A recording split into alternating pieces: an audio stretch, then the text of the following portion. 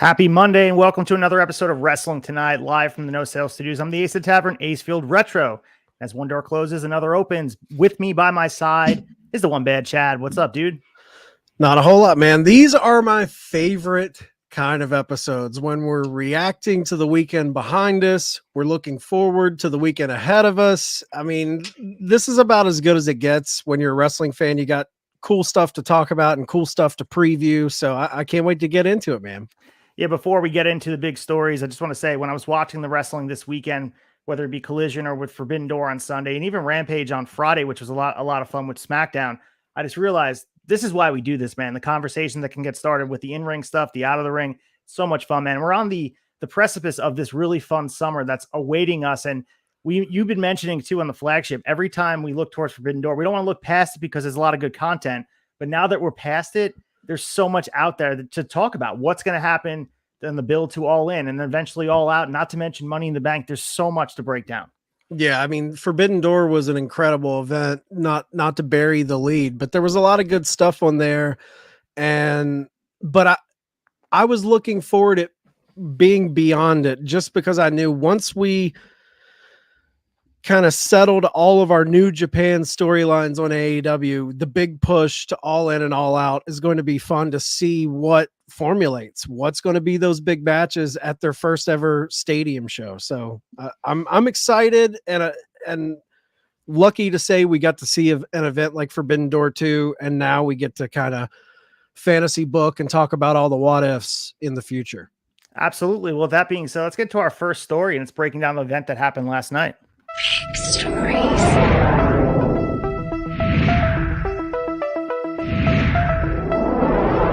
Story 1.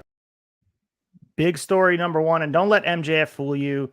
They're not a super indie. They're a powerhouse. New Japan Pro Wrestling has joined us for AEW Forbidden Door 2. And man, we are on the heels of what was a great show. Work rate rise, one of the best cards they'll put together as far as in-ring action goes, and some ramifications that will last throughout the summer. We have some injuries. We have some finishes to matches that were surprising. A lot of AEW canon and storylines being pushed ahead. But initial thoughts before we break down match by match and talk about all the ramifications of your experience. I know Hawk was in town enjoying some Forbidden Door with you guys. Viewing experience. How was your night? It was great. I mean, we had some friends over. Hawk came into town and had a few little kids running around going wild. So the house was full of energy.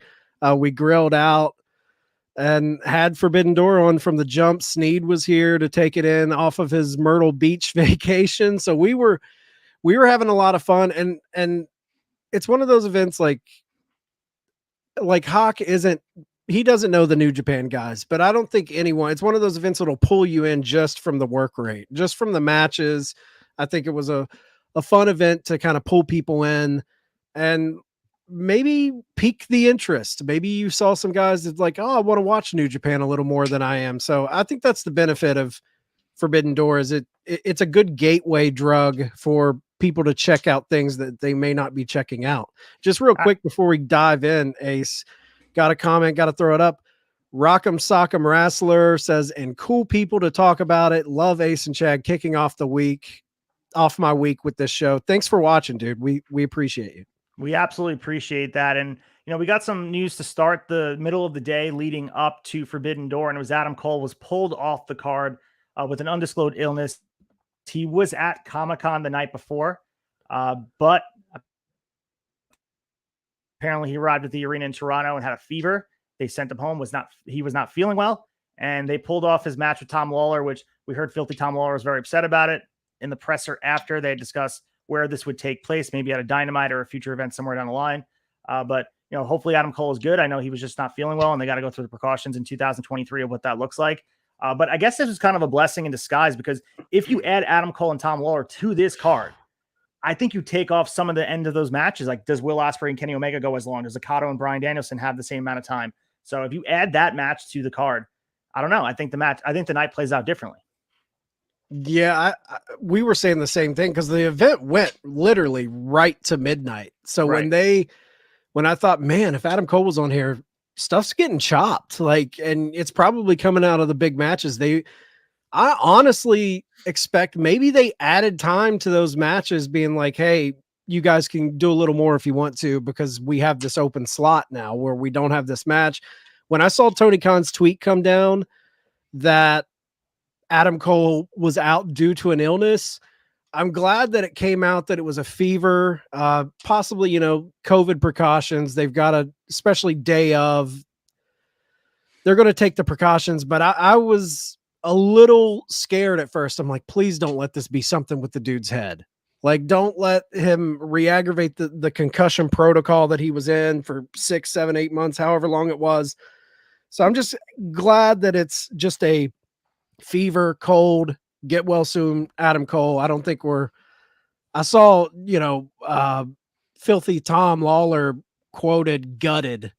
So he was probably feeling it, man. That was a big spot for him. You got a guy who's kind of knocking on the door of the AEW world title and you're in a match with him. You just shot an angle with MJF. Kind of a bummer, but I don't think it's too much to worry about. Yeah, we're not going to break down all the buy-in of the event, but he did get to work Serpentico. He was in town, got to work a match and all that, but it's different than working the number one contender to the world title in a big stage. So hopefully Tom Lawler gets that opportunity on a Dynamite, Collision, somewhere down the line, because, if you're watching New Japan Pro Wrestling, Tom Lawler is like, one of the best kept secrets out there. He's one of those guys that goes out there and finished product type of thing. And I think the AEW audience will gravitate towards him. So I think we'll see him down the line though. Yeah, I love Tom Lawler. Kind of built his name in MLW, got a reputation, now doing the New Japan Strong stuff. I was a fan of him back when he was on The Ultimate Fighter, and dude can fight too. He's a legit fighter. He won a bunch of very exciting fights in the UFC. His entrances back when they didn't really put their thumb on entrances and they let guys have personality back in the day, Tom Lawler would always come out with some pro wrestling style entrance that I knew at that time. I'm like, if this guy ever leaves mixed martial arts, he's going to go to pro wrestling. And sure enough, he's making a way for himself. So, and also too, before we break down the matches here, AEW's back in the $1 Million Gate Club. So last night broke $1.2 million US from Canada's Scotiabank Arena for AEW and New Japan Presents Forbidden Door. Tony Khan also said during the presser, the scrum, which is pretty uneventful aside from Bryan Danielson breaking that he broke his forearm in the middle of that, but we'll talk about that. That this was one of the top 3 biggest events and gates in wrestling in Canada throughout history. So the list was topped by WrestleMania 18, headlined by Rock and Hogan.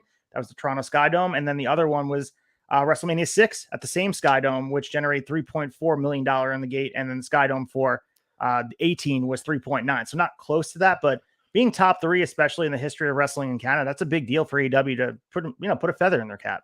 That's a huge deal, and they're not at the Sky Dome, like the fact that 14,000 people. So it's not, exactly. Right. I mean, 1.2, you got to start somewhere. I love seeing this growth little by little. They're sticking around. They're here to stay. And I thought the crowd was big. It was hot. It looked like a fun event to be at. And this broke AEW's gate record, but this is going to be short-lived at this point because All In on the horizon in Wembley is going to smash that record of $1.2 million. And that's a good record to be broken. In the previous years, I mean, obviously AEW's in its infancy at this point, but AEW's previous streak of 4 straight $1 million gates for pay-per-views was 2023's Double or Nothing through 2022's Full Gear. Revolution in March of that year did 800,000, and they've kind of ebbed and flowed since then. It's no coincidence, in my opinion, that your biggest star is back, and here we are breaking $1 million again. Punk's back in town, and like whether you like him or not, he's drawing interest to the product. Yeah, it's the Punk effect. I mean, people are going to tune in. People are going to tune in for Punk, so it doesn't hurt having him there. It's just how they use him that's going to be interesting. Absolutely. And again, we're not going to go through the buy-in matches. You guys can check out those results. I know that Athena had advanced in the Owen Hart Women's Tournament. But we opened up the main card with MJF defending his AEW championship against Hiroshi Tanahashi. And we saw Tanahashi in action the night before on Collision in a match with Swerve Strickland, which was okay. I mean, Tanahashi still elicited reactions from the fans, but, and I don't think there's many people that can captivate an audience that really hasn't seen a lot of him on the American stage. He's been there in more recent years. He's been over in Impact. We'll see him again in Philly for the Multiverse United. We also, saw him last year wrestling Jon Moxley in a title match. But, I mean, Hiroshi Tanahashi really limited, clearly beaten up a little bit here. And just that, since we last saw him 12 months ago at the same event, he looks like a different wrestler. He tried his best to get this match out there to be the top level. But very ginger in the ring. He was walking around very limited at the top rope, uneasy on his feet some points. MJF did a good job playing that dastardly heel, working that old South style of low blows and smoke and mirrors and using the ref against him and all that. They gave Tanahashi a visible pin, which I thought was a nice nod to him. But at the end of the day, match to me was kind of unmemorable. And that's, I guess, the worst critique I can give to it. And it was cool to see Tanahashi and MJF clashing, but what could have been even a year ago?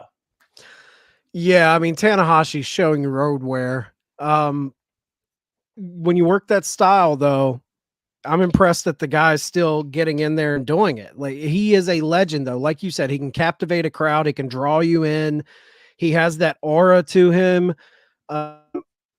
He's one of their legends. You know, we're lucky to see him in a match. I thought it was serviceable. It wasn't a bad match. Like you said, hats off to MJF. He made that match probably better than it should have been in my eyes. And I thought it was a cool little thing to kick off the Forbidden Door with your AEW World Champion. You know, I like that both New Japan and AEW had their champions active. With all of the trash that MJF has kind of threw at New Japan in character, you know, it's a glorified indie. And I think his robe to the ring even said New Japan is an indie. It was very, very funny. But with him trashing all that, I never thought he would be on Forbidden Door. I thought he would just kind of avoid it in character. But the fact that Tony booked this match and he agreed to do it on the one condition that they opened the card because he wanted to get out of Toronto as quickly as possible.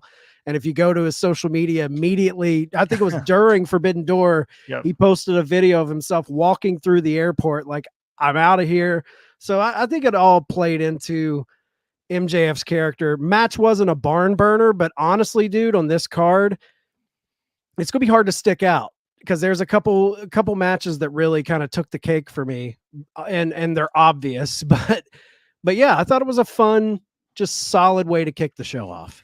Yeah, and if you're keeping score at home, Tanahashi will take part in the G1 tournament, which is about 4 weeks long, and he's about to embark on 9 or 10 matches in about 12 days in a row if he advances past the block stages. But I can't imagine that he's going to be able to withstand that type of punishment. And looking at him just working the 2 nights in a row, and we're going to see him in Philly. He's going to be in Philly for, as I mentioned before, Multiverse United with Impact and New Japan, their version of Forbidden Door. He looked beat up, and he needs some time off. And maybe he's looking at it as, if I take time off, I'm never coming back. So I got to kind of wear it till the wheels fall off at this point. But I walked away a little bit just kind of sad from watching this, because I think MJF and Tanahashi, even a year and a half ago, probably could have tore it up and been the match of the night. Maybe not on a card with Ospreay and Omega, but it would be a match that would be miles better than the one we got here. But again, like you said, it was cool to see them interacting, and MJF did his damnedest to carry him to a match that had no business being as serviceable as it was. Yeah, I think this was a card that kind of shined a light on a couple guys in New Japan. And like, there was a little bit of a slither of sadness for me watching a couple of the New Japan legends on this card, because it just showed you, like, they're not long for this world as far as in the wrestling business. You know, they're in the twilight. They're still getting it in. I'm talking about Tanahashi and even Naito. I thought Naito looked slowed down. He looked beat up. It was so cool to see him. I mean, it's same with Sting and, you know, these guys that, you know, they've given their life to this business. They're going to slow down. But it did show me, like, the old guard of New Japan, we're in a transitional phase where some of their biggest stars are kind of nearing the end. Yeah, and speaking of a star that's been around the Japanese wrestling scene for a while, All Japan also wrestling in New Japan, Satoshi Kojima was in the first round, surprise opponent for CM Punk in the Owen Hart tournament. And man, this match was a lot of fun. And I was very impressed with, I think Kojima is 53 years old, close to mid 50s. He was impressive, not only just his physique, but his movement in the ring. And CM Punk playing the heel and leaning into it. He leaned more into being a heel than he did on Saturday. The Toronto crowd wanted to boo him. Of course, there were spatters of CM Punk chants, but for the most part, he was getting huge reactions no matter what he did. And at this point, CM Punk was eating it up. And I thought that took the match that was a good match. It took it to another level where I thought it was very memorable for guys that had no program together. I know that Kojima and CM Punk were loosely connected with that shoot interview from years and years ago, back 2003, the one he sat down with Joe and they mentioned Kojima and Larry, and he actually mentioned it during the Well, he was in the hard cam talking about it. But Kojima looks strong here, even in defeat. Punk, despite kind of playing the heel, he teased going into the heel entranceway. He did raise the hand of Kojima. Fans had a lot of fun. Toronto was on fire for this match. I thought it did its job. Of course, CM Punk was not losing, and I think he has to be the hands-down favorite to maybe win this Owen Hart tournament. Yeah, he's my favorite. I think with all of the Bret Hart love and just the Hart in general love that comes from CM Punk and FTR, I could see Punk being the favorite to win this. Maybe he gets in there at the end with Ricky Starks and Ricky Starks goes over. Who knows? But I have Punk as my favorite to win it all. Kojima looks strong, though. And I thought this match, it was a workman's match. It wasn't super, super flashy, but I thought it was highly entertaining. I love that the crowd is getting behind booing Punk. I like that he leaned into it a little more. I think he's teasing us of things to come. Hawk talked about it. I don't know if it was an orchestrated plan for AEW to have a Canadian tour right on Punk's arrival, but there's a good possibility he could build a lot of heat steam here.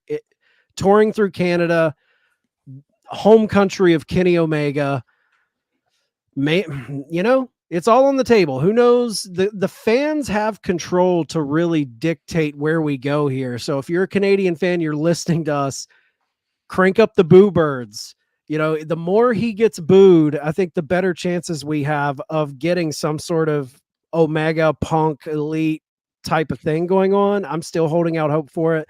But I thought the match itself for a first round Owen Hart tournament match, good start, man. The only thing that was odd, and maybe see what you think, Ace, like when I watched it after the event, I thought back and I'm like, man, that Punk match, it was really kind of an afterthought. It's like as big as his, he's back on our TVs. The fact that there was no program, which, it's Forbidden Door, that's to be expected. But it did feel like, oh yeah, Punk was on this card. That's crazy that he was like the second match of the night. It kind of felt like an afterthought, but it was a good match. I'm not saying it in a negative way. Yeah, I thought the same thing. I think originally probably the plans that Tony drew up was trying to get Kenta in here to have that match with CM Punk, because of the built-in history with the GTS versus, the two finishers going against each other, with Kenta saying he owns the finisher, and that was built in. I don't think that he wanted to pay Kenta the money, or Kenta didn't agree. So this was a nice consolation prize where you kick off the Owen Hart tournament match in a good way, where you have two guys that are legends in their own right, different aspects of the wrestling landscape. And like you said, I think this is the type of CM Punk match that needs to happen. It's not going to be these work rate level matches. It's just fun, hard hitting, and then playing to the crowd. A lot of this was him playing to the crowd. I mean, he did the Hogan leg drop. He was doing the Hogan taunt, which I hope he'll just adopt as doing, because that was hilarious. But this was the type of Punk we need to be getting, instead of the one where he believes that he's Bret Hart and wants to work that style. It's just not who he is. This is the CM Punk we should be getting at 40 plus years old. This is the type of match that really shines on what he can do, eliciting huge reactions, bigger reactions than a lot of guys got all night. Yeah, I always go back to that Hogan Rock WrestleMania match. They tore the house down. You can do a lot with a little. You don't have to throw your body on the line. Matches like this, I have no problem with. Save yourself for the big monumental matches where you really want to put the pedal to the metal. But I think you have to pick and choose. And I think Punk, a match like this really shows kind of a template of what he can do with no build or heat with Kojima. He's still got a lot of good emotional responses from the fans. So he say what you want. He's good in the ring. He's not good in the ring. He's overrated, underrated, whatever. To me, he's a great in-ring storyteller, and he gets it. He's a wrestler that I enjoy watching. I'm not expecting Omega shit in there. I'm not expecting Seth Rollins. Guy's in his mid-40s, but he always entertains me. 100%. And we move into a match here that was surprisingly well built up with the history with all these guys. Orange Cassidy defending his AEW International title against Zack Sabre Jr., who's the current New Japan Strong TV champion, Daniel Garcia, and of course Shibata, who's the current Pure champion. So a lot of firepower in this match. This match to me was one of those matches you look at it on a card and you see the names there. It's kind of surreal to see them together, especially Shibata, who had an unannounced appearance last year, Forbidden Door, where I think they referenced it on this actual card where they say if Shibata shows up, I'll cry. And here we are a year later where he's active and involved in AEW programming. I mean, on the ROH side mostly, but he's been on our TV more than we probably thought we'd ever see him in the next 5 years. But this was really, really fun. And this puts Orange Cassidy at 25 title defenses, which ties him with Jade Cargill for her TBS title reign. And he's going to go well past that. I'm happy that he didn't lose the championship here. I think Orange Cassidy has other things to do with this championship, including raising the stock of it. This was action-packed. If you're looking for a fun match just to kind of keep your attention, thought this was perfect. Orange Cassidy and Shibata building up towards what might be a feud in their future, but you got seeds planted for more of Daniel Garcia and Shibata and Zack Sabre and everyone, the 4 different guys, possibilities of them working together. That was the most exciting to me about this. And this is what Forbidden Door should be about. If there's not too much story built in, it's about showcasing the best of what is the mid card on both sides. And Shibata kind of the mix of both guys because he's not involved at New Japan anymore. But goddamn, man, this was a lot of fun. And what a rub for Daniel Garcia. All I kept thinking was this dude is having the time of his life in there with these guys. Oh, I mean, you're in there with Shibata, Zack Sabre, and then Orange, who, you know, he works with, but what a fun match. Just, you know, in your notes, you said it felt like a sprint. It totally was. It never let up. And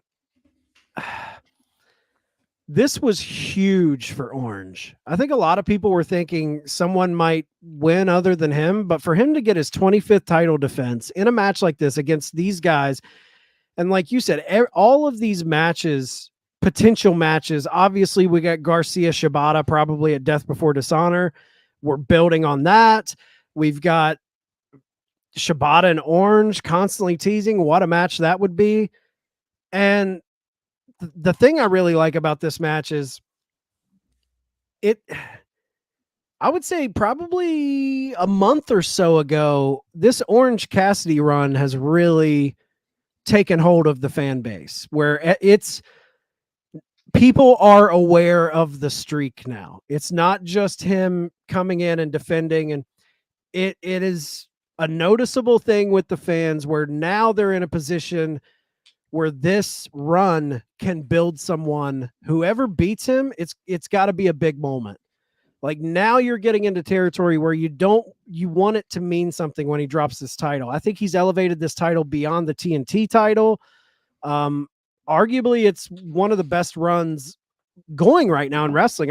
Obviously you've got Roman, but as far as just every week, week in, week out, Orange is killing it. And you mentioned earlier the Bryan Danielson press conference where he kind of discussed the broken arm that we're going to get into. There was also a lot of love shown towards Orange Cassidy by Bryan Danielson. I have a little clip of that about him just talking about Orange and the run he's currently on. How great is Orange Cassidy? And when we just talk about like people who are having just incredible runs, Orange Cassidy with the International Championship is just having this incredible run where week after week after week, he has these just amazing matches. And I was one of the doubters of Orange Cassidy when AEW first started. I was like, oh, I'm not sure if I like this guy. And then I watched him and I watched him and I watched him. And I was like, this guy's fantastic. It's a lot of praise, man. Absolutely. And the thing is too, with Orange Cassidy, you mentioned this reign now being in this territory where it has to kind of stem into something bigger than it. They're in a spot where it's not as tricky to book as Jade Cargill with the undefeated streak. I think at this point, there's a lot of unique things they can do with Orange. I personally would like to see the Swerve Strickland feud accentuate past it. I'm not sure if you look at the AEW rankings or if they even exist anymore, if he should get a shot after losing to Tanahashi on Collision, if you look at it like that. But whoever is next in line for him, I think they're going to benefit from this international title that in my opinion, is probably the second most prestigious championship in AEW. And it's one of those newer championships that people doubted should even be there. Yep. We had conversations right here on the Turnbuckle Tavern about the All Atlantic Championship. Should it exist? There's too many championships. And now the International Championship feels pivotal. It feels very important. And Orange Cassidy is to thank for that. It's, and Pac was a guy who held that championship before him, but this is all thanks to Orange Cassidy. That's the perfect spot for him to be in. And Orange Cassidy too, Bryan Danielson giving him his flowers, but that's a guy who's so important to what All Elite Wrestling is, to bridge that gap between that hardcore fan and also people that just like to be entertained. Absolutely. And, if you go to theturnbuckletavern.com and go to our pro wrestling tees shop, there is a t-shirt that says blame booking, not belts. I beat that drum when people were crying about this title being implemented. Back then, the All Atlantic, now the International. It's not the belts, guys. Look at the NXT women's division or the WWE women's tag team titles. We're going to get into that when we preview Money in the Bank in Big Story 3. If you book it right, it doesn't feel like a labor. Like the TNT title, perfect example. It's been through a lot of bad booking, which has devalued the belt. A lot of like flip-flopping the title between Sammy, Scorpio. They had the interim thing when Cody was there, got sick. There's been a lot of bouncing. Wardlow's held the belt, I think, 3 times. It's crazy. And none of the reigns really stand out to me. So yeah, that shows you what bad booking can do to a belt. Orange Cassidy's current run shows you what good booking can do to a belt. It's all in how you book it. So speaking of championship belts, we have the IWGP heavyweight champion Sonata defending his championship against Jungle Boy. And this match, everyone was surprised to see Jungle Boy getting it. There's been some back and forth on social media between Sonata and Jungle Boy. Sonata said he had no idea who Jack Perry was. Jungle Boy said that's okay. I'd never watched a Sonata match. And that's pretty much your build here as we go into it. The match was pretty ho-hum to me. The finish was just that as well, where he wins with the moonsault, and that was it. Jungle Boy goes down pretty easily. But the stuff at the end of the match is where the story is, Chad. We got a Jungle Boy heel turn, and I have to say, it is refreshing to see them not tease this week after week. We just got it. Jungle Boy snapped, turned heel, knocked out Hook on the entrance ramp, and we're off to the races with a heel Jack Perry. And color me intrigued, because Jungle Boy to me was in that spot after separating from the Jurassic Express and then not being with Christian anymore, what to go do next. This is the perfect thing to light a fire under him, see if you can actually elevate him, because we know he can do it in the ring. It's just everything else has been holding him back. Maybe a heel run for Jack Perry is just what they need. Yeah, just to touch on Sonata, the match, I'm with you. It was kind of ho-hum. It didn't blow me away. I will say Sonata, just on look alone, guy has a great look. He looks like a star. I mean, movie star good looks, pretty good in the ring. The moonsault finish was kind of questionable. I'm with you. But this turn, I'm glad they pulled the trigger. They didn't just tease it, because they're bad about that sometimes, and it kind of loses the fire. I love this. I think this, a lot of times I feel like Jungle Boy's did everything he can do to try and get over as a babyface. He won the tag titles. Jurassic Express had a great run. And then ever since then, they kind of botched the feud with Christian, and he's kind of been floundering. They stick him back with Jungle Hook, that whole thing. But if this is queuing up a really good run of Hook versus Jungle Boy for that FTW title, because Jungle Boy held the belt up after he attacked Hook, I think this could elevate both guys and be really good for them. I want to see what a Jungle Boy heel turn looks like. I mean, not heel turn. We saw the heel turn, but I want to see a heel version of him. What's that look like? Does he find some allegiance back with the people he left? I hope not. I hope this isn't a return to Christian Luchasaurus. I hope he's paving his own path as a bad guy. I hope he leans into his Hollywood upbringing and his dad. I think there's a lot of heel shit he can pull there. And hats off to Taz on commentary. The way he handled this turn, just verbally, it was great. And then they cut to him on camera. Taz removes his glasses. He did so much with so little here. And that's a pro. Taz knows he wasn't trying to steal the spotlight, because he was doing very subtle work, but he stole the spotlight for me because it made me feel the weight of it. Taz crushed it. I can't wait because he is a heel commentator. So he kind of broke that fourth wall. It's his son out there that was just attacked. All the lessons he told his son of the business, watch your back, you're going to get stabbed in the back, et cetera, et cetera. He sees it play out. He's at commentary, can't save his kid. There's a lot of familial undertones here that I really enjoy. And I can't, and even hats off to Jungle Boy. After he did this, the crowd's booing him. he takes his moment to turn back and walk and soak in the booze and just look at, and he starts mocking the hand wave motion that they do on his entrance theme. Good subtle heel shit there. A big FU to the crowd. I was expecting double birds from Jungle Boy almost, but he didn't need to. He did enough. I love this segment. I thought it was a fun turn. Much needed. Absolutely. It's refreshing to see. And if I'm fantasy booking him, I think back to 2004 when Spike Dudley had that run as the cruiserweight champion. He was the boss of the Dudley boys. And if you guys don't remember that time, he was this like, little mafia level boss that was running shit. And I think Jungle Boy, he could cheat to win. You can take pages out of that. I like the Hollywood piece too, where he has that Hollywood pedigree to tie into it.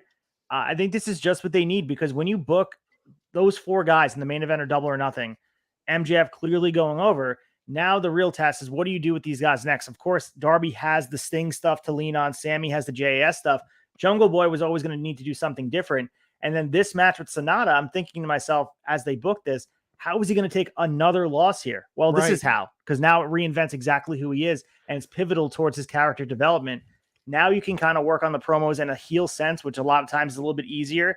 And you can get away from this kind of dull babyface act they've been doing with him, because I think in the ring, no one can dispute that he's one of the best talents, young talents, and there's a reason he's an AEW original. There's a lot to be said there. Yeah, he has vibes. Before this heel, he had vibes of early Britt Baker. When Britt Baker first started in this company, she was a white meat babyface, and no one was buying it, and they flipped her, and look what happened.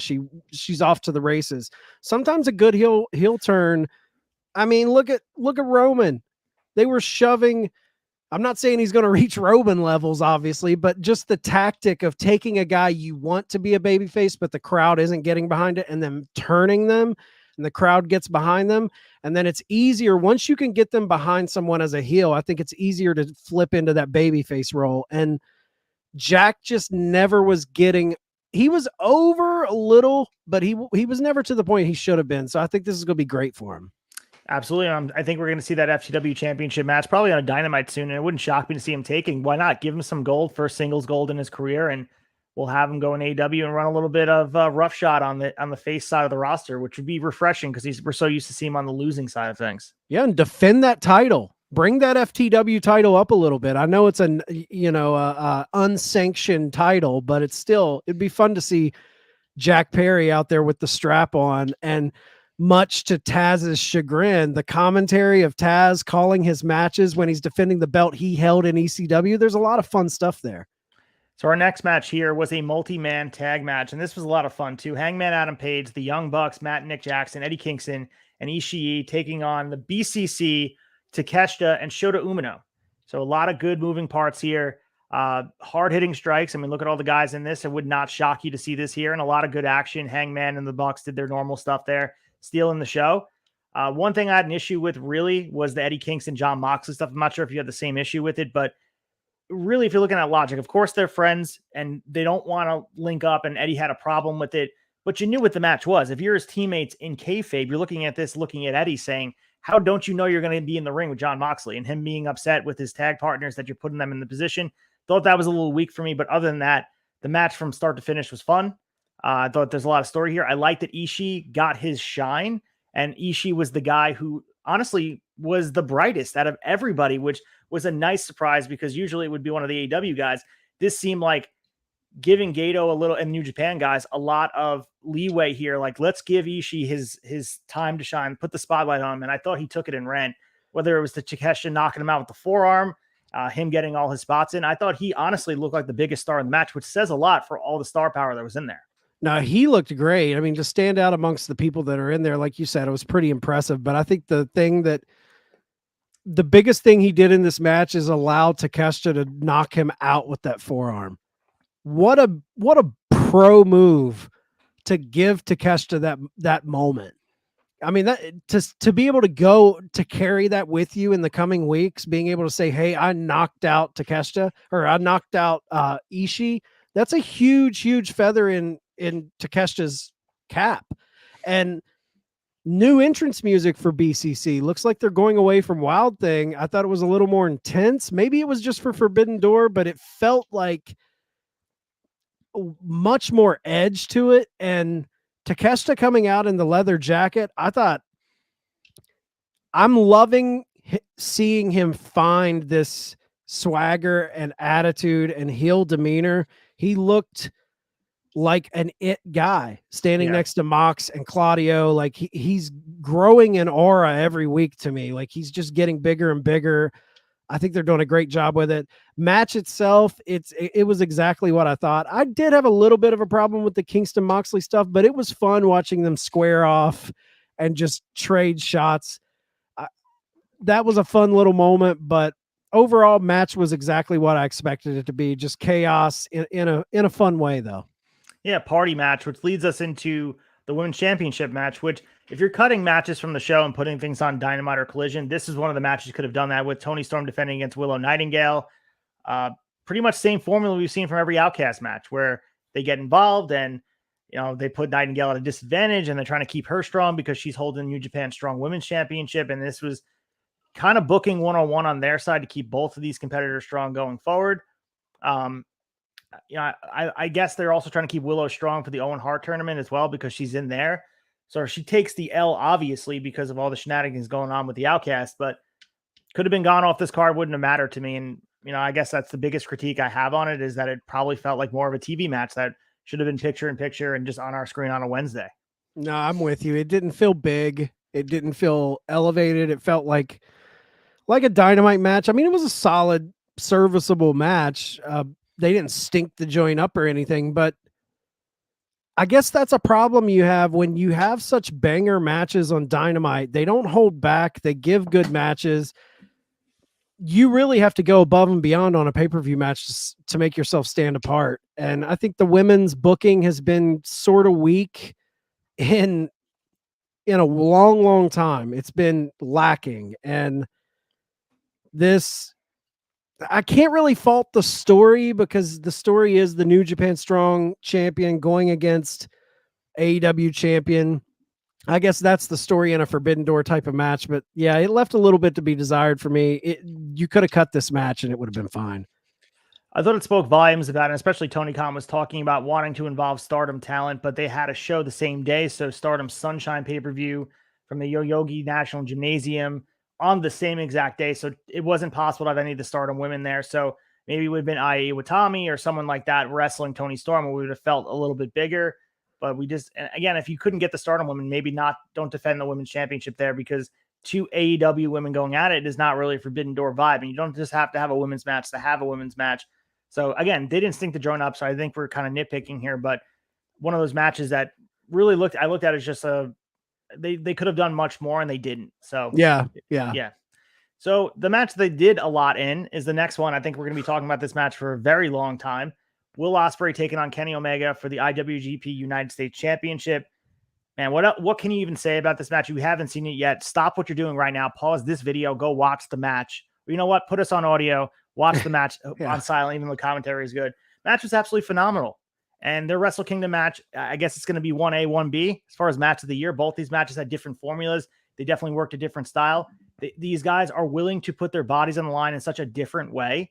These guys are willing to take risks that no guys are willing to take. And the storytelling in this match was elevated by the crowd as well. So invested in both these guys. Of course, Kenny Omega being from hometown and Will Ospreay leaning into hating Canada, be it with the flag, resonating with Shawn Michaels and putting the Canadian flag and disparaging that. I have to say, man, round 3 has to be it all in at Wembley, I think. And it would be awesome to see Will Ospreay getting a home game. We had one in Japan, one in Canada. Now we have to have one in London. How could they possibly top this match, though? And I guess we said the same thing about Wrestle Kingdom with every spot here. Just when you thought the match was over, I have to say highlight of the match to me was the 1 count after the 1 winged angel. That was the pop of the night for me. And that says a lot because the crowd was hot all night. Yeah, that pop was huge, man. The near falls they set up in this match, I forget the sequence that happened with Ospreay, but he did a series of moves. He hit his, what is it? The hidden blade. Mm-hmm. He hit that, and then he hits his finisher and a near fall 2 count, which I thought the way they booked it, the match had been going so long. I was like, here it is. and the kick out. And then we get the 1 count kick out of the One Winged Angel, which was incredible. You get them playing on the storyline from the first match with the table spot where he's ramming Omega's head into the table. The Tiger Driver that Omega takes, which looked absolutely dangerous. But Bryan Danielson, I think, was asked about this, and he said, Kenny can take it. I have no problem with it. No one got hurt. He wanted to take it. It looked like he took it kind of how you would take it, just a little more edge to it. A little more, like, it looked brutal, man. It did. It looked very, very brutal. But this match, to me, I like this better than the first one. I mean, like you said, it's a 1A, 1B. But I think the benefit of this match was having that first match. The history that was, the groundwork that was laid in that first match. It's so hard when you put a match on like they did at Wrestle Kingdom to come in and top it or even just match it is extremely difficult. But they utilized the history that was laid with that match and built upon it. And I think made, like you said, a good counterpart, a good 1-2 punch. Now you're going into a third match, hopefully all in. I mean, maybe Punk Omega is the only thing that could compare just for the sheer spectacle of seeing these two. But as far as match quality, if you want the best match, absolutely do that at Wembley. And honestly, thinking about it, the only trilogy that happened in close proximity to one another as far as match after match after match within a calendar year, the only other trilogy I can think of that kept delivering more and more was the Briscoes and FTR. True. I mean, every match got better. So do you throw a stipulation on the third match, or is it another straight up match?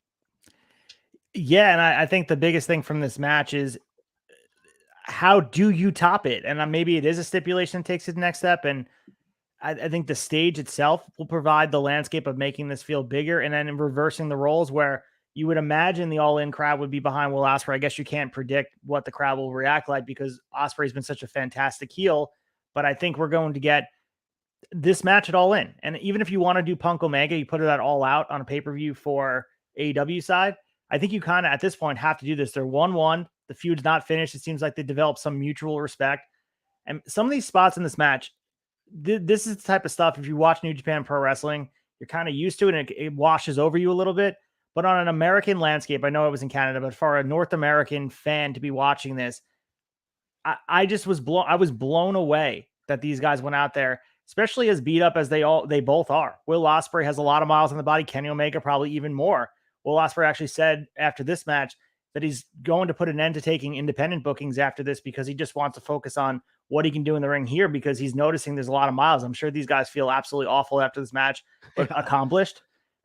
Kenny Omega, I remember the picture of him after the match at Wrestle Kingdom where he was in, same thing with Ospreay, covered in just scratches and blood. And not to mention Will Ospreay's blade job here. He was gushing blood. I've never in my life, aside from, I guess, the Hogan Lesnar segment they did where you had blood intentionally putting the blood on your chest. You had Omega's whole midsection covered in Ospreay's blood. Just amazing imagery. The near falls were perfectly constructed. Sometimes with matches like this, they spam near falls and make them feel like they're just going to do them. These near falls were so believable. You mentioned before, there were a few that I thought the match was over. And here it is. We got Kenny Omega kicking out. Couldn't believe it. Will Ospreay got the win here. And there's not much you could say about how good this match was. There aren't really words to describe it.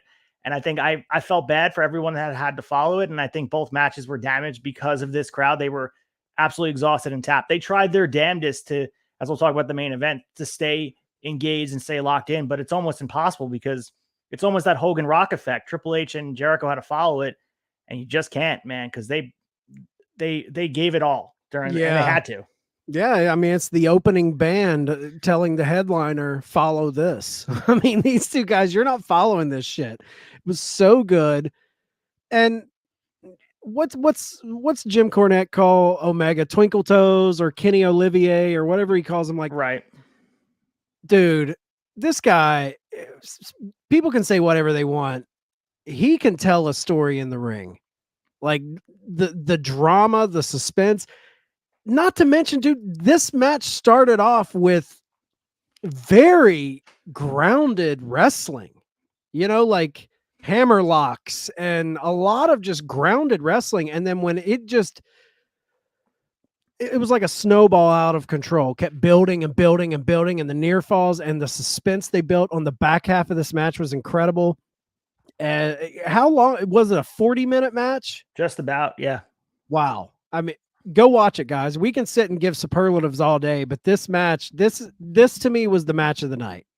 And I also think one of the best things you could say about matches like this is when they fit in cohesion with the match that came prior. You mentioned telling a story from Wrestle Kingdom to here, some of the repeated spots, reactions to spots, Will Ospreay returning the favor of throwing Kenny's head through the announce table, the little flap of wood there.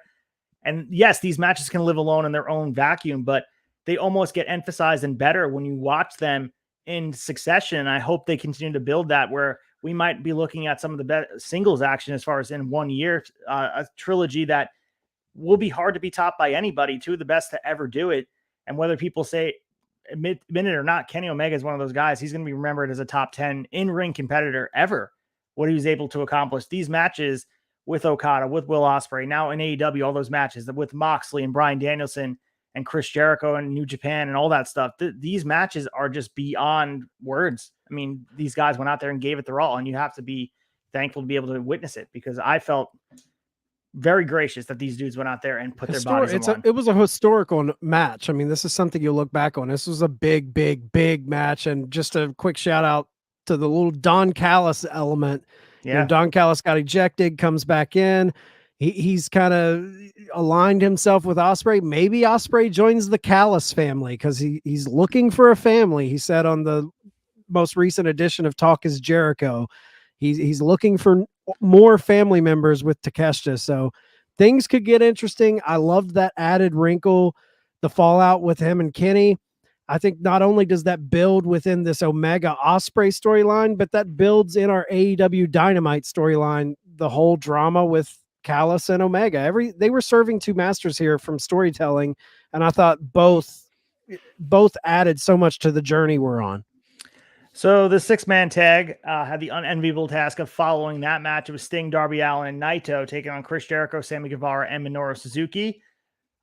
Some scary moments in this match. Sting took a beating here, and unintentional. Sammy Guevara kind of botched the cutter with him, where Sting's back of his head got knocked into. And dude, that 630 where he was supposed to move and did not move, crushed Sting, and I just walked away hoping the dude was okay. But that, aside from that, it was fun, did its job, but I couldn't immerse myself in it because I was just worried that Sting wasn't okay, because he looked like he didn't know where he was for a bit on the apron, and just shows you kind of take for granted that he's been able to do what he's been able to do for so long. But when you watch him take kind of a scary bump like that, where any time in a wrestling ring things can go like that, had me very, very worried as a longtime Sting fan that something badly went down. But apparently he's good. During the scrum they said that, and he was good to go. But goddamn, there was some scary stuff in this match. He took some punishment. I think some unnecessary punishment. This match was one of my least favorite on the night, and Sting and Jericho are my guys. I loved it, but I think Sting looked like he got beat up. Naito looked slow and plodding. I think he showed out. He had the crowd on the palm of his hand. He was, he did the Jericho Appreciation Society pose. Like, he was getting good reactions, but there were moments in this match where Darby and Sammy are the ones ripping it up in the ring. And I just said, all of the elderly guys in the match are kind of sitting back and letting the young guys, they're taking a breather, because you had Suzuki and Jericho kind of resting on the other side. I still think everyone did, they did their thing, but it's an enviable task to have to follow the match they did. They were sandwiched in between two dream matches, and the spectacle of seeing Naito and Sting and all of that, it was cool, but I don't know the Sammy spots on Sting kind of soured me on the match. Oof. Yeah, I'm glad to see Sting's okay. He participated in the after scrum, and said he was fine. So we'll certainly keep an eye out for that. But our main event of the night was Okada versus Bryan Danielson. And we said last week, this would be the main event. It made the most sense as far as politically goes, because the two titles, you don't want one main event over the other. This was the de facto dream match when you look at this card. Before we move into the match itself, want to mention that Final Countdown by Europe made its return. This was conversations when Bryan Danielson first came in. He talked about trying to get the rights from Europe, but they were exorbitantly expensive. Apparently they were still exorbitantly expensive, but there was a change hands and ownership of the rights to it. Tony Khan said, and I quote, "The deal was as expensive as a wrestler's contract to use it for one night." He said, "Maybe we'll use it one more time." But the rights are in perpetuity at this point, where if they buy Forbidden Door, if there's a streaming service, a DVD, whatever, the song will be on it forever. So there's at least that. And awesome to see Final Countdown being on a pay-per-view.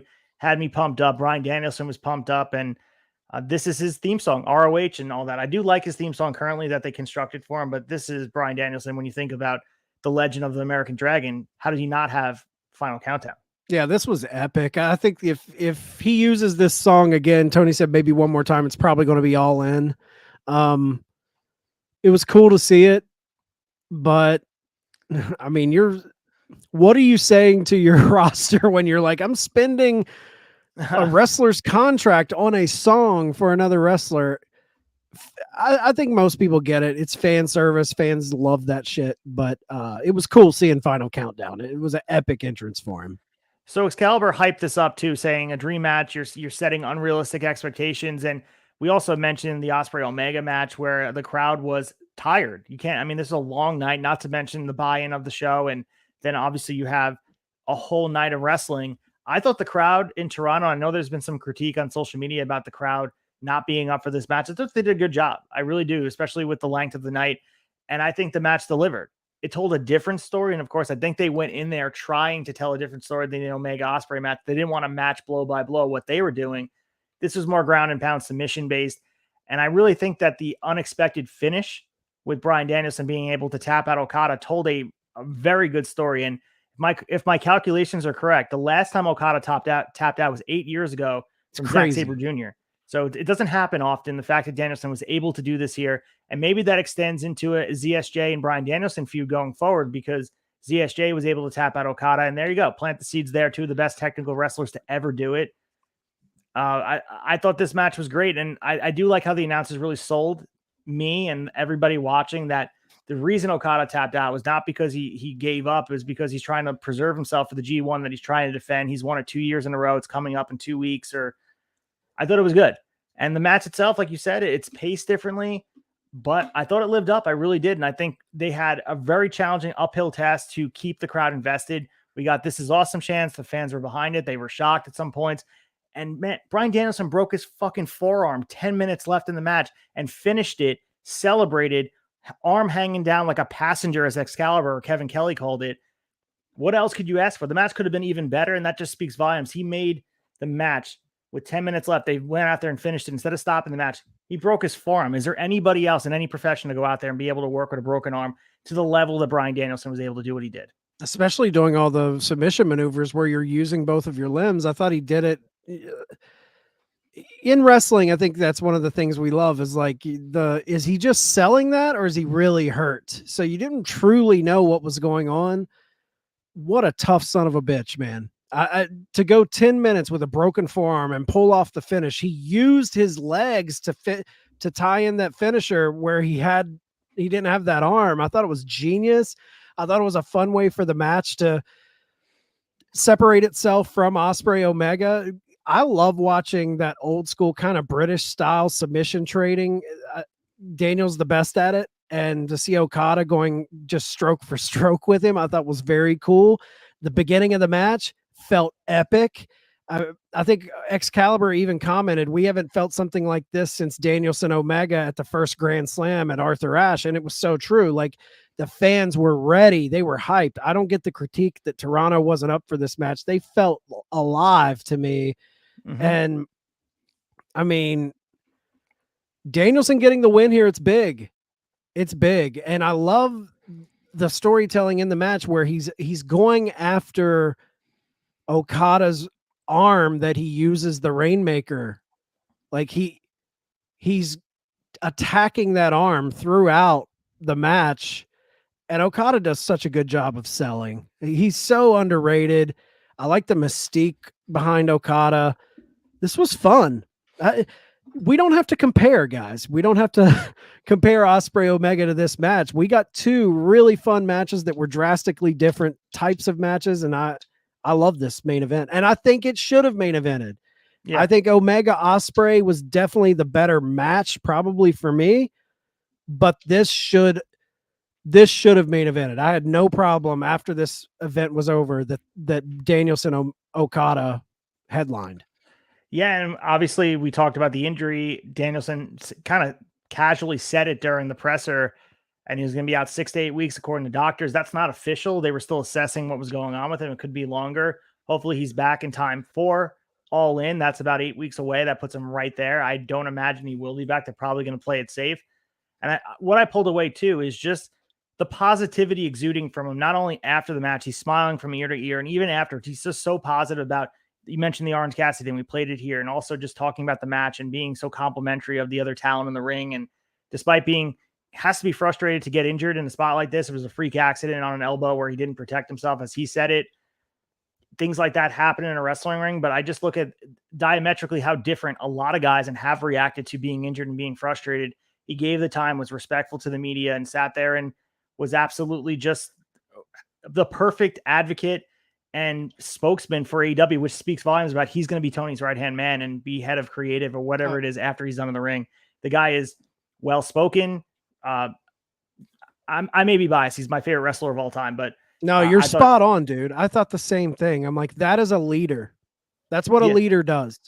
People can say they lead by example and all of this, but there's other things that come with leading a professional wrestling company and being one of the voices in the locker room that young talent look up to. I think Punk at Brawl Out let his attitude and his emotions and his demeanor at the time get the best of him. And you can't have someone hot-headed flying off the handle on certain things. That isn't someone you want to entrust with a lot of responsibility. And Danielson, broken arm, sitting there, being respectful, giving the media their credit, being so handing out superlatives left and right. He's a leader, man. That's why Tony's bringing this guy in close. I think each week we see their relationship tighten. I think we're seeing the brain trust form. We always talk about that behind the scenes brain trust at AEW. He's in there. I truly believe he's going to be with Tony, helping him for a long time. One thing he did say in the press conference, I wanted to play. It's a very short clip. Now I wanted to get your thoughts on it. He was talking about the string of pay-per-views AEW's been on. Try to name another company that's had a run of pay-per-views like this. I mean, so that's a pretty. He said, try to name another company that's had a run of pay-per-views like this, as far as match quality, things like that. What do you agree with him? One, when you stack up AEW against WWE, Impact, all of these companies, and what is it, if you do agree with him, what is it that sets them apart when it comes to big events? I think no one at the time right now, as far as my fandom goes, does better pay-per-view than AEW as far as the cards go. Every single AEW pay-per-view, I've never walked away saying I'm disappointed, that was a waste of money, a waste of my time. There's always something on the card that I walk away being just wowed by, if not just thoroughly entertained. And I think, you can also make the comparison, to be fair to WWE, they don't run as many pay-per-views where there's not enough, I guess, catalog to water things down. And they really have all these months quarterly to build up towards pay-per-views, where they have the 5 pay-per-views at this point. If you consider All In, it will be 6.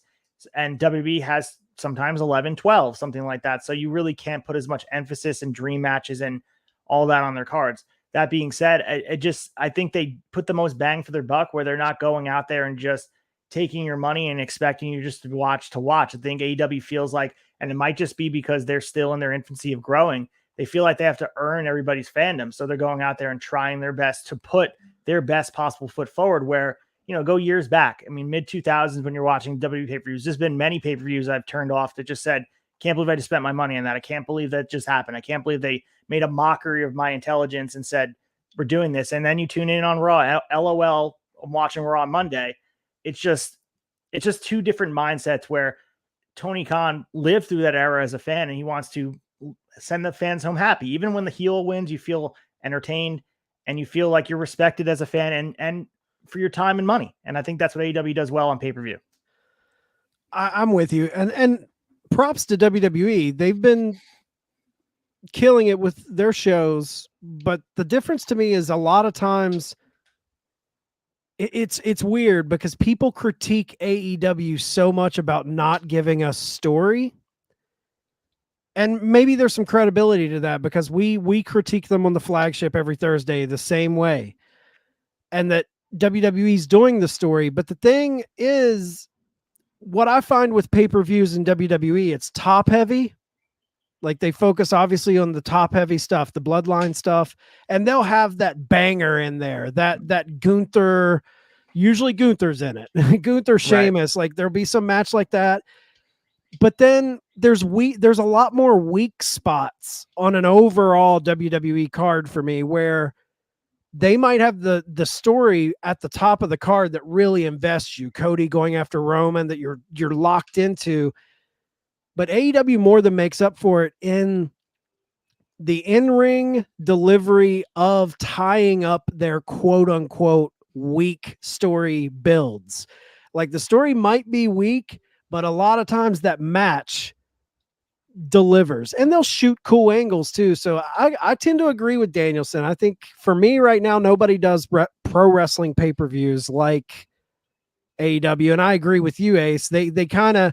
to have 4 quarterly pay-per-views essentially with Forbidden Door and possibly All Out, it gives them time to make them feel special. You're not oversaturated with one a month. So, yeah. And it's a different sort of structure because Peacock has them all rolled into the one subscription and AEW has to earn you to buy it. And then back in the day, if you look at when WWE was running pay-per-views, when they needed you to go out and buy it, they were putting them a little bit more effort into what they're putting on the card. And, that's two different mindsets and you can look at both ways. Which one's the correct way? AEW has the old school mentality of buy rates and figuring out pay-per-view and making people buy and building up the card.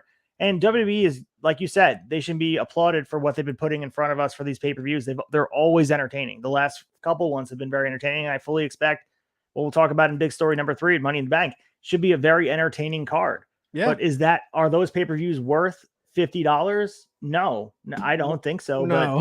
But on AEW side, I have no problem shelling out $50 for this card, for Revolution, for Full Gear. Right. Take my money because I'm a wrestling fan still because AEW exists. And that's just me. That's just me. And that might be the same for everybody. Same.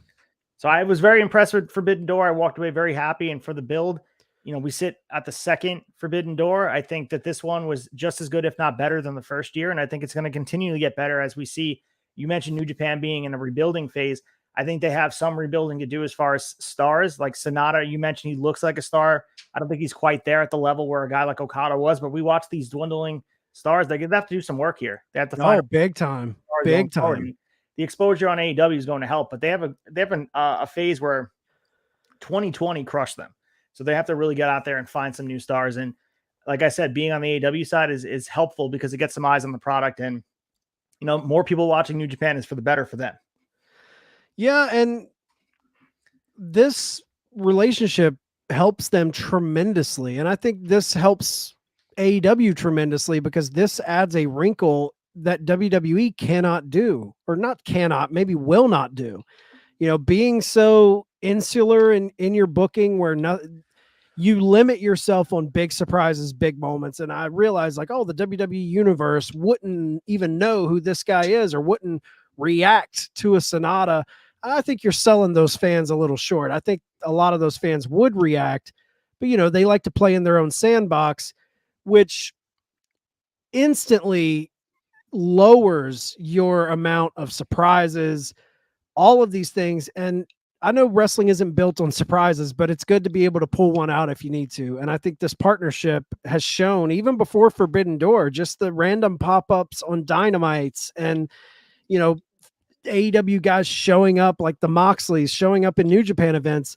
I think that adds a layer to these two companies that WWE does not have, that when it comes to big events, it elevates them. Yeah, the fluidity in the wrestling world with every other promotion aside from WWE, you can only hope once the powers that be are shifted over in years from now, maybe in 10, 15, 20 years from now, they're willing to do business and kind of play with everybody and understand that wrestling's thriving. They don't have to be so protective of where their little corner is. No one's touching WWE. You might as well get out there and help the business start booming. And they can't get out of their own way with that because they want so badly to just erase everybody else. But if everyone just works together, wrestling can have another boom period bigger than the ones that we used to have in the 90s. It just looks different. We may already be in it where it's hard to see the forest for the trees. But if WWE gets involved with a show like this, it would break huge numbers. You want to talk about a gate, $1.2 million. You can sell out football stadiums with a WWE versus AEW and an Impact New Japan show. Can you imagine what that would look like? It'd be insane. So with that being said, let's talk about Impact Wrestling and big story number 2. Big story 2. So big story number 2, Moose is remaining with Impact Wrestling, and Colton and I covered this on Brace for Impact, our debut episode on Thursdays at 10:30 p.m. Talked about Impact Wrestling, all things. And, Moose is a guy who is definitely someone that other companies were looking at. That's not just hyperbole or rumor. 39 years old. This guy was, I think, someone that could be a main eventer in both WWE and AEW or even New Japan Pro Wrestling. We mentioned building future stars. He's 39 years old, which is right in the middle of pretty much the prime of professional wrestling now. Decided to sign long-term for the longest ever deal with Impact Wrestling. He posted a long thing on social media talking about wanting to be really recognized as the de facto guy with Impact Wrestling. So, Chad, I pivot to you to talk about this as far as what this means for Impact, their ability to retain someone that is a star that kind of built their name there and pushed it to a new level. Now, instead of just kind of cultivating similar to what NWA was doing, where they would build a star and they would leave, Impact was able to take a guy, keep him there. And he talked about his motivations, happiness, comfort, and trust. And he had said money and dream matchups, big arenas are all great, but not my number one motivation. That's just not seen in today's wrestling and speaks volumes about the culture and what Impact has built in a short period of time. Absolutely, man. Like in his tweet that he made announcing him re-signing with Impact, there was a quote where he says, "Unlike MMA, I don't have to beat the great wrestlers in other organizations to be considered great." He says I think a big thing to him, he said, "I believe my peers in all other companies and organizations respect my work. And at the end of the day, that's all that matters." And he wants his name to pop up when people think Impact Wrestling. He wants his name to pop up there with the AJ Styles and the Kurt Angles, which, like you said, homegrown guy. We've been in this situation before with Moose where he was a free agent. Everyone was wondering, is he going to NXT? What's he going to do? A lot of rumors AEW was looking at him at one point, and he re-signed. And now here we are again, and he signs a super long contract. I think he's Impact for life. And dude is a freak show. And hats off to Moose. Like, if you go in our archives, we spoke with Moose, and very focused individual. If you look at how he's transformed his body over the years, I know for a long time, Tommy Dreamer, who works in the front office of Impact, works in the creative end of it, he had talked about Moose has all the tools to be one of the greatest ever, but he lacked the motivation. He wasn't putting in what he could to get to where he could be. And Tommy has since came out and said he's turning that around. Look at the bot. The guy is ripped up. When he first came into this company, he was not looking like that. Guy comes from the NFL. I think he's got star power all over him. The entrance alone, that he feels like a big deal, and he feels like one of their top tier main eventers. I love Moose. I'm a big fan of Moose. And it's good to see him kind of like realize that he's building his legend here, and to be okay to continue to build that legend, to have that history in the company that you've kind of made your name in, and not feel obligated to go play with the quote unquote big boys in WWE or AEW. Like there's a chance that that could be botched. You know, if he goes to another company, they may not get him. And these people, there's trust there. They get Moose. They get big of a deal he is. I think he made the right decision. I like that Impact kind of planted the flag in a guy who they see carrying their company into the future. Yeah, and I mean, he made his debut back in July 2016. He's been around, believe it or not, for 7 years. Feels like yesterday where he first debuted there. Several championships held, the Impact World Championship. He did revive the TNA World Championship back in 2020, former Impact Grand Champion. I'd imagine he's going to hold more championships down the line. As you mentioned, 39 years old, still very much active on the roster. And I also looked at from the side, and we talked about this on Brace for Impact. So guys, make sure you guys tune into that. The audio drops on Friday, and Thursdays it airs at 10:30 following Impact on Access. It's such a good commentary where Impact is, how healthy it is, because you mentioned it could be Moose as an individual. There's no insecurity on his end where he wants to prove himself in WWE and like, what if I main event WrestleMania? He's looking at himself in comparison where he wants to be the best ever to ever do it in Impact. And to me, that's admirable. That he wants to build something around him and build something special. And I really think they are building something special in Impact. And you can credit what the wrestling environment's become. AEW kind of filled that void and took Impact out of the pressure of trying to be the number 2. And we've talked about this at length. Now that they're sitting as a distant number 3, they're able to try things creatively. They're able to go out there and be their own promotion and not have the pressure of bringing in these guys that are stars from back in the day. They're able to make new stars. And in a short period of time where there was some upheaval as far as what their situation was only a short time ago, we're sitting here in 2023, the end of June. And to me, they're the most consistent product on both promotions. I think you're going to get consistent, smart storytelling on their side every single week that you watch. I think you just have to get people to watch it. And a guy like Moose will bring eyes to the product. And the fact that he's staying and they're retaining him, I look at like a franchise in baseball. I always bring this back. This is like the Tampa Bay Rays signing their long-term star. This is back in the day. They kept Evan Longoria. If this is them keeping Wander Franco and signing him on for a long-term deal, this is a franchise player staying with them instead of going to the New York Yankees and signing a long-term contract where you may not be as great a player in that system. I think Moose knows what he's able to do here in Impact, and it's been great stuff. Yeah, it's a positive towards Impact that they're willing to put the money in to keep a guy like this. And it's a positive towards Moose making the decision to stay with a company like this, because if every time you made a star like this, they left to the big companies ahead of you, it hurts you in the respect of you're almost working as a feeder system for the big boys, and you're never getting that history made in your own company because they just leave, they go away. Moose has history there. I love a guy who says, no, it's like Darby with AEW. He was like, I'll never leave. This is the place. I'm AEW till I die. There's WWE people like that. I will never leave WWE. You need those company guys that become the foundation of what you build around. And I think Moose is one of those guys, man.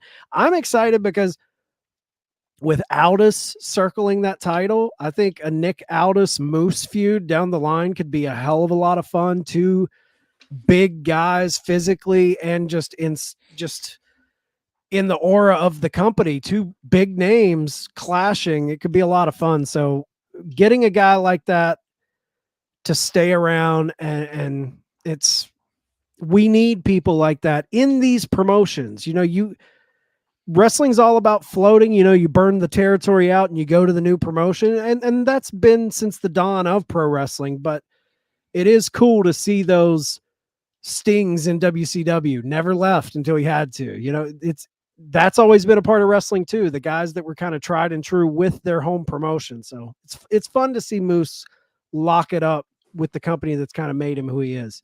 There's something to be said about being a franchise player. And I know maybe we're just recency bias and we're so close to it, but even throughout the history of TNA and Impact, you look at their rosters they constructed, the big names they brought in, from Christian to, Chris Daniels, AJ Styles, the names go down the list.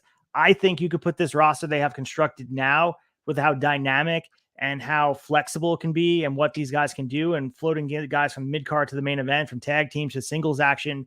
The women's division is just absolutely on par with anything they've ever done. This roster is one of the best constructed rosters for Impact, for what they're able to do. It's the word is dynamic for Impact, and they have been showcasing themselves beautifully. We're going to preview them a little bit during the week ahead with the Down Under tour in Australia. They're making big moves, and then we're on the path to Slammiversary. So pop on Thursday nights with us or Friday mornings and check out Brace for Impact, myself and Colton. Man, Impact's been crushing it, and Moose is there to stay. Yeah, I'm definitely check out Brace for Impact. That's where you'll get all of your Impact in-depth news. And I just want to echo what you said about the roster. The roster they do a really good job of tiering it too. They've got their top guys like the Mooses, Aldis, Alex Shelley, even Macklin they put up into that position. You have your legends, your dreamers, your bully rays. You have your mid-card up-and-comers, your X Division guys like Trey Miguel. You've got your Ace Austins, your Chris Bays. They've got the youth of the future that they're building and anchored with solid guys, Sammy Callahan. I mean, they're loaded up, man. They have a formula every week that entertains. And it truly, I think Impact sets itself apart from WWE and AEW more than AEW sets itself apart from WWE. I think they are truly an original company. They do different things. Yeah, and that's a credit to the wrestling landscape that's changed in the last 5 years, where they don't have to be something they're not. And I think that's always where they ran into. They were trying to be WWE light. And once those reins are off and they're like, wait, we can do creative things like the final deletion, and we can do things like creative storytelling. They can do a crime mystery in the back, and things like that are just fun, where other wrestling companies aren't doing it, and they're showcasing talent that are getting better and better. And there's this pride growing underneath where people are proud to be a part of that. Like the memes are gone. You know what I'm saying? Where whoever just showed up in the Impact Zone, those are gone. I think there's a pride amongst Impact fans, there's a pride among the Impact roster that didn't exist before, and more so, and it's growing. I think people are proud to be associated with this promotion, and that's a credit to everybody involved, the roster, production, the leadership team. They're doing great things. Agree completely. They're not dead yet. And there's been many times that people wanted to beat them down. And I think there's a sense of us versus them. Yeah. Like, okay, you two at the top can kind of bicker and fight. We're going to be down here just putting on great wrestling every Thursday night. 100%. And speaking of some wrestling coming up, we have our big story number 3, previewing all the action in London. Big Story 3. Man, I cannot believe we're here. July 1st is this weekend, live from the O2 Arena. Money in the Bank, presented by WWE. It's the first major event in London, England since 2003's Insurrection. We had obviously Clash at the Castle, but that was in Cardiff, Wales last year in September. The United Kingdom crowd's getting more shows as time goes on. And we have WWE going across all the globe. I mean, that event's in San Antonio. We had Montreal, Los Angeles, San Juan, Puerto Rico, Jeddah so far this year. And London's the latest addition to that. And the Money in the Bank card here is, you know, it's top heavy, as we mentioned, of course, really anchored by this Civil War thing, by the Bloodline. But that's pretty much been every card of WWE as of late. Some good storytelling here, some predictable finishes. But it's going to be a fun day of wrestling because it's 3 o'clock Eastern. On our end, we're going to be able to watch it during the middle of the day, and there's something to be said on a Saturday, being able to pop on wrestling during like a football watching time. But I'm looking forward to watching this. They're going to be in competition with some other things going on, but the way wrestling works, you're going to consume it in different ways. But I think they're going to be hot for the crowd. London is going to try to keep up with Puerto Rico did last month here, and I think we're on deck for a good card. I'm liking the international not expansion, they're already there, but I'm liking the focus, the spotlight on international shows lately with WWE. I think they're keying in and finding like, man, these crowds are super hot. You go to like some middle American town, sometimes those crowds, they don't get up for stuff like Puerto Rico did. Like Clash at the Castle, great fan response there. I'm excited just to see the crowd's reaction. I want to see this Money in the Bank situation too, with the men, especially because I think there's several ways you can go with that. And it's very intriguing to me. Just with LA Knight being, getting this crowd service behind him, you're throwing in the Logan Paul equation. And you've got this underswell of people even wanting Damian Priest. So there's a lot of intrigue there. Obviously, at the top, you got the Bloodline Civil War, which I think, for 3 years, that's been the anchor of WWE, is this storyline. It's a fun little wrinkle in their storyline. I want to see what this means going into SummerSlam. This is our road stop on the way to SummerSlam in Detroit. And they've done a pretty good job of always giving us a big slice of story to keep the momentum running forward in this Bloodline story. You'd think they'd run out of shit. They haven't ran out of shit. They hit maybe 1 or 2 little lulls in the story, but for the most part, they've been knocking it out of the park. Good six matches, quick and easy. I think it's going to be a fun Money in the Bank. This has always been one of my favorite match gimmicks. I do wish they would go back to just do away with Hell in a Cell, the pay-per-view, do away with Money in the Bank, the pay-per-view, and make Money in the Bank a big match that can float, whether it be WrestleMania or SummerSlam. I like that a little more, but just because I love the gimmick match, I do like watching this pay-per-view for the match itself. Yeah, and for a bit, this was one of the big 4. I think it kind of surpassed Survivor Series for a bit, but they put some emphasis in Survivor Series in recent years again, where Money in the Bank has taken a back seat. Maybe people feel like this is a big 4 pay-per-view where, again, it's a big moment. And I think the Money in the Bank briefcase has the history and longevity to have cemented and created new stars throughout the wrestling history. And there's been some Money in the Banks that have not done that. You can go down with Damian Sandow or when Otis won it, but you can look at other big moments where, Seth Rollins, his launch point was winning the Money in the Bank. And there's a lot of other stars that have done the same. CM Punk, RVD, guys like that. Edge was the first ever winner back at WrestleMania 21. But looking at this card, let's start with the Women's Tag Team Championship. They were just unified with the NXT Women's Championship, but Ronda Rousey and Shayna Baszler are defending against Liv Morgan and Raquel Rodriguez. So Morgan Rodriguez, if you remember, had to vacate the women's tag titles last month due to Liv Morgan's shoulder injury. She's back in action now. She returned on Raw last week, and Rousey and Baszler won the vacant title. So this is their contractually obligated rematch here. Again, don't really care about the women's tag titles. I like that they put them together. If I was a betting man, I would have thought they would have gone to the NXT brand and had, the NXT girls winning it and bring it over there, but that didn't happen. Now they're on Raw still with them. And I guess, and I heard the Raw Down boys talking about it. They do such a great job on Thursday nights. Make sure you guys check them out, talking about all things WWE.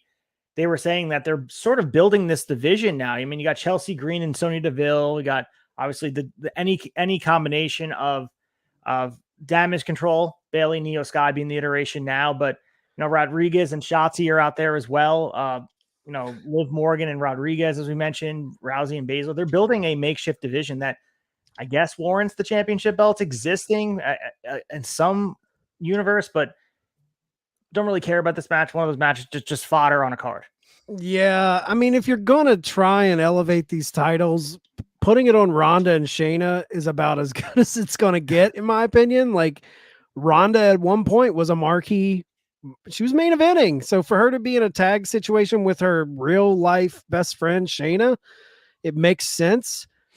You're going to have to build more than 2 or 3 teams for me to say you're building this division. Like, true. Like, this is a tag division. You need more than 3 teams to just cycle through. Chelsea and Sonya, I'm here for it. Where else? Like, we need more. We need more teams. Like, I don't know. I've never been a fan of this title. I don't think they've ever gave it true attention. And that being said, letting Ronda try and bring some eyes to this division, that's about as good as it's going to get right now. So I just want to see, like, when I see Liv Morgan and Raquel Rodriguez, I don't think tag team. I'm sorry. I think 2 singles people put together. Right. We just saw Liv not too long ago challenging for world titles, and she was a champion. Yep. So it's like now she's back in the tag division with someone who I think in Raquel Rodriguez, who should be in the top, having matches with the big names. But when you throw people like this into these tag divisions that isn't really given a lot of love to, I feel not only are you kind of putting a Band-Aid on a gun wound for this division, you're also hurting your singles division by keeping someone like Raquel out of these matches with the Charlottes, the Beckys, the Baileys, all of this. But yeah, this is a throwaway for me. I think they'd be better suited creating a women's mid-card championship and getting rid of the tag titles. Like, put these tag titles on 100%. NXT, let that be unique to the women there, and get a title likeness of the TBS championship on AEW side. Or, they want to do the equivalent titles. I mean, they literally replicated the world heavyweight title and gave it to Rhea. And then the same thing on the other side with Roman's title and gave it to Asuka. It's the same thing that they're doing. They should just create whatever it is, an IC title or US title. The women's division can handle that. I just don't think it's sustainable to have women's tag teams being thrown together. It always falls apart because it's not story they're invested in. You can just tell it's always thrown together. And Vince and WWE has never been truly all in on tag divisions in general. There have been bright spots, or obviously late 80s, early 90s with all the great tag teams, British Bulldogs, Heart Foundation, all of those guys. Attitude Era had a little, Hardys, Edge Christian, Dudleys, New Age Outlaws. There are those little bit of an era where, oh man, they're giving some attention to the tag, but overall, that's always been the division that's lacked. They kind of find their 3 to 4 teams and ride strong with them and beat it into the ground. So when you're handling that, just tag team wrestling in general like that, and then you throw the women into that equation where the roster's there's not as much depth to me in that women's division to garner a tag team division. But like I said, Ronda having the belts, hopefully she brings some eyes to it. So we also have Cody Rhodes taking on Dom Mysterio in this nice little in-between feud of the Brock Lesnar match that's inevitably happening at SummerSlam. Nice match here. We talked about Dom's heat on the debate a few weeks ago. Talk about this extensive level of crowd reaction he's getting. I think the crowd's going to be hot for this match. Dom, of course, eliciting reaction, but Cody on the other side getting such babyface pops. People are going to be behind this match. A lot of fun. I think it's good for Dom to be involved in a program like this. And this is a nice stopover on the in-between. And it's just good, one-off little mini feud that sometimes you need because they want to extend this Cody Rhodes thing. Because remember, they're trying to bridge the gap from WrestleMania 39 to WrestleMania 40. So you need in-between feuds to keep Cody Rhodes busy, keep him relevant, have him stack up the wins, and then Dom continue to stack up the heat. Win-win for all. It's one of the highlights on this card for me, I'll be honest with you. I love this. I love this match. And you're looking at somebody who did a complete 180 on Dom. I was trashing that kid, get him out of the business. It's nepotism at its finest. Get him out of there. And the kid has just completely changed into one of the best heels in the business. You throw him with Rhea and people want to hate that guy. It's a fun little stop holdover for Cody. Who would have thought Dom Mysterio and Cody Rhodes would be going into a Money in the Bank feud? So cool. I love this match. So we also have the women's Money in the Bank ladder match. Some great women in this match. Lena Vega, Becky Lynch, Zoe Stark, Bayley, Io Sky, and Trish Stratus. Who would have thought Trish Stratus would be involved in a Money in the Bank match? That was a fun little thing here. As far as this match is much more unpredictable to me to predict, and there's a couple finishes I can see happening. I'll let the Raw Down boys handle all the predictions and all that. I'll let them take the lead. There are experts here in the tavern talking all things WWE. If anything, I think this is going to be a lot of fun. There's some future stars. There's also some past stars and current stars. It's a nice mix of all the different women, and it's kind of showing off a little bit about the depth. We talk about the lack of depth on the tag team side, but as far as depth of the top of the women's division, there's a lot to be said about the future, the past, and the present of what they've been able to do. Yeah, I like this match. I think there's a lot. The fun thing about this match is kind of similar to the men's Money in the Bank. I feel like there's several ways that I could see them booking this. It's kind of unpredictable. Raw Down's going to keep you on the predictions, but I'll just throw my prediction in the hat to kind of, I want to influence some of the Raw Down boys. I think Io Sky takes this. I really do. I think it's setting up her and Asuka, right? Like, isn't Asuka still the champ? She is, yeah. So I think I think Io and Asuka would be it's a way to get Bailey away. Maybe there's a breakup there happening. And I think Becky, Zoe, and Trish, something's going to happen where those three will be eliminated, building into a SummerSlam match between Becky and Trish. But yeah, I think Io takes this. Any of the women winning this match, as I'm looking at all of the different women and possibilities, I'd be okay with any of them. I think there's some story to be told for any of the finishes, and that's a fun thing you'd say about a Money in the Bank match. I don't think you can say the same about the men's side, but we'll get to that in a second. The World Heavyweight Championship's on the line. Seth Rollins defending against Finn Balor, and this feud has been pretty well built. This is obviously a continuation of that inaugural match for the Universal Championship where Finn Balor won but got hurt. A lot of story there. They're referencing it here, and both these characters are completely different. We're looking at two different competitors at this point. Seth Rollins is a complete, reformed character, and Finn Balor, same thing. Maybe the leader, I guess you could say, either him or Rhea, the leader of Judgment Day. I'm a big fan of this. I'm still not completely behind the championship belt. It feels consolation to me, but they're doing a good job of making people care. They're doing the backstage segments where Finn Balor and Seth Rollins are finding each other in different environments last week. Seth Rollins has been defending his championship everywhere, including NXT, which we'll talk about in the quick hitters, raising NXT's prestige and ratings against Braun Breaker. Fun match here. I think there's zero chance Finn Balor wins, which takes a little bit away from me, but I think it should be, as far as work rate goes, probably the match of the night. As far as in-ring quality, it's going to be a fun match, but again, predictability takes away from me where I don't think there's a chance Seth Rollins loses. Extremely predictable. I don't think he loses either. I think they're continuing to build this belt with him being on a run, a long run. I think this might be one of those. I love both guys. I think on paper, this is the work rate match. I think I love Rollins. If there was one person, if I was Tony Khan, if there was one person I would go after, it'd be Seth Rollins. He's one of the big guys in this company, but for whatever reason, I'm getting vibes as this is going to be the one that disappoints.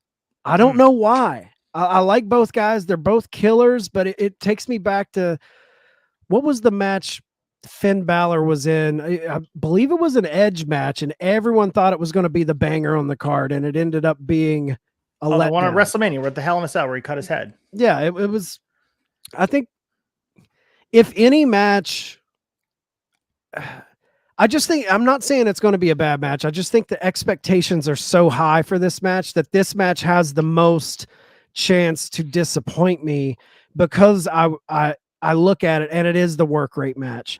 When I look at the Ronda Rousey match for the tag titles, when certain don't have the expectations, like I'm not looking at Cody and Dom for a barn burner. I'm looking at the fun spectacle, what happens. But if any match is going to disappoint me based on my high expectations of it, it's going to be Seth and Finn Balor, because I think these guys could put on an all-timer if they wanted to, but will they?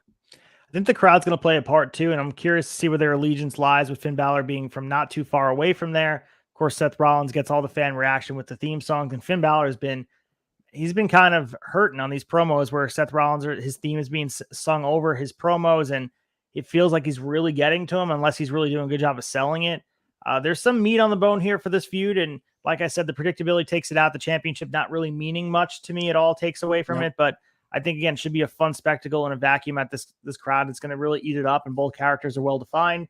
And I'm glad to see Finn Balor. I guess if you look at all of this as far as positivity and you want to raise and talk about that, Finn Balor being in the spot again after being kind of buried for a bit after that, he got hurt with that first initial run and everybody lost faith in him, to see him rise back to the top of the mountain and be challenging for a championship on a pay-per-view, which is, whether you consider it or not, a Big Four or right outside a Big Four pay-per-view, it's a big deal for Finn Balor to continue to be back there. Yeah. Hot take. I love the entrance of Seth. I love that the crowd, anytime a crowd is that interactive with an entrance, I love it. But I'm not a fan of this Seth Rollins gimmick, man. Interesting. The cackling, I don't know, man. Something about it. It's just jabroni shit to me. And he's one of my favorite wrestlers. Like, it's not me hating on the guy. I love Rollins. Rollins is one of my, if I had to pick 2 to 3 people in WWE that he's there. I just hate this gimmick, man. I don't connect to it. I don't know what he is. It's silly. It's just jabroni shit to me. I know it's going to piss people off to hear me say that, but like, I love Rollins. He's one of the best in the business, but this gimmick is not my cup of tea. Yeah, I feel you there. I mean, I do enjoy it. And I think the goofiness takes it to the next level. And I think it's interesting to see how different the work rate plus the presentation is, where it just has this, I guess that's what makes it cool to me, where it's so different. He's different in the ring, but also so goofy at the same time. I enjoy it, but I look at it on a WWE side. Will this work anywhere else? I don't know, but I just enjoy it because it's over the top. What can he get away with wearing, doing, saying?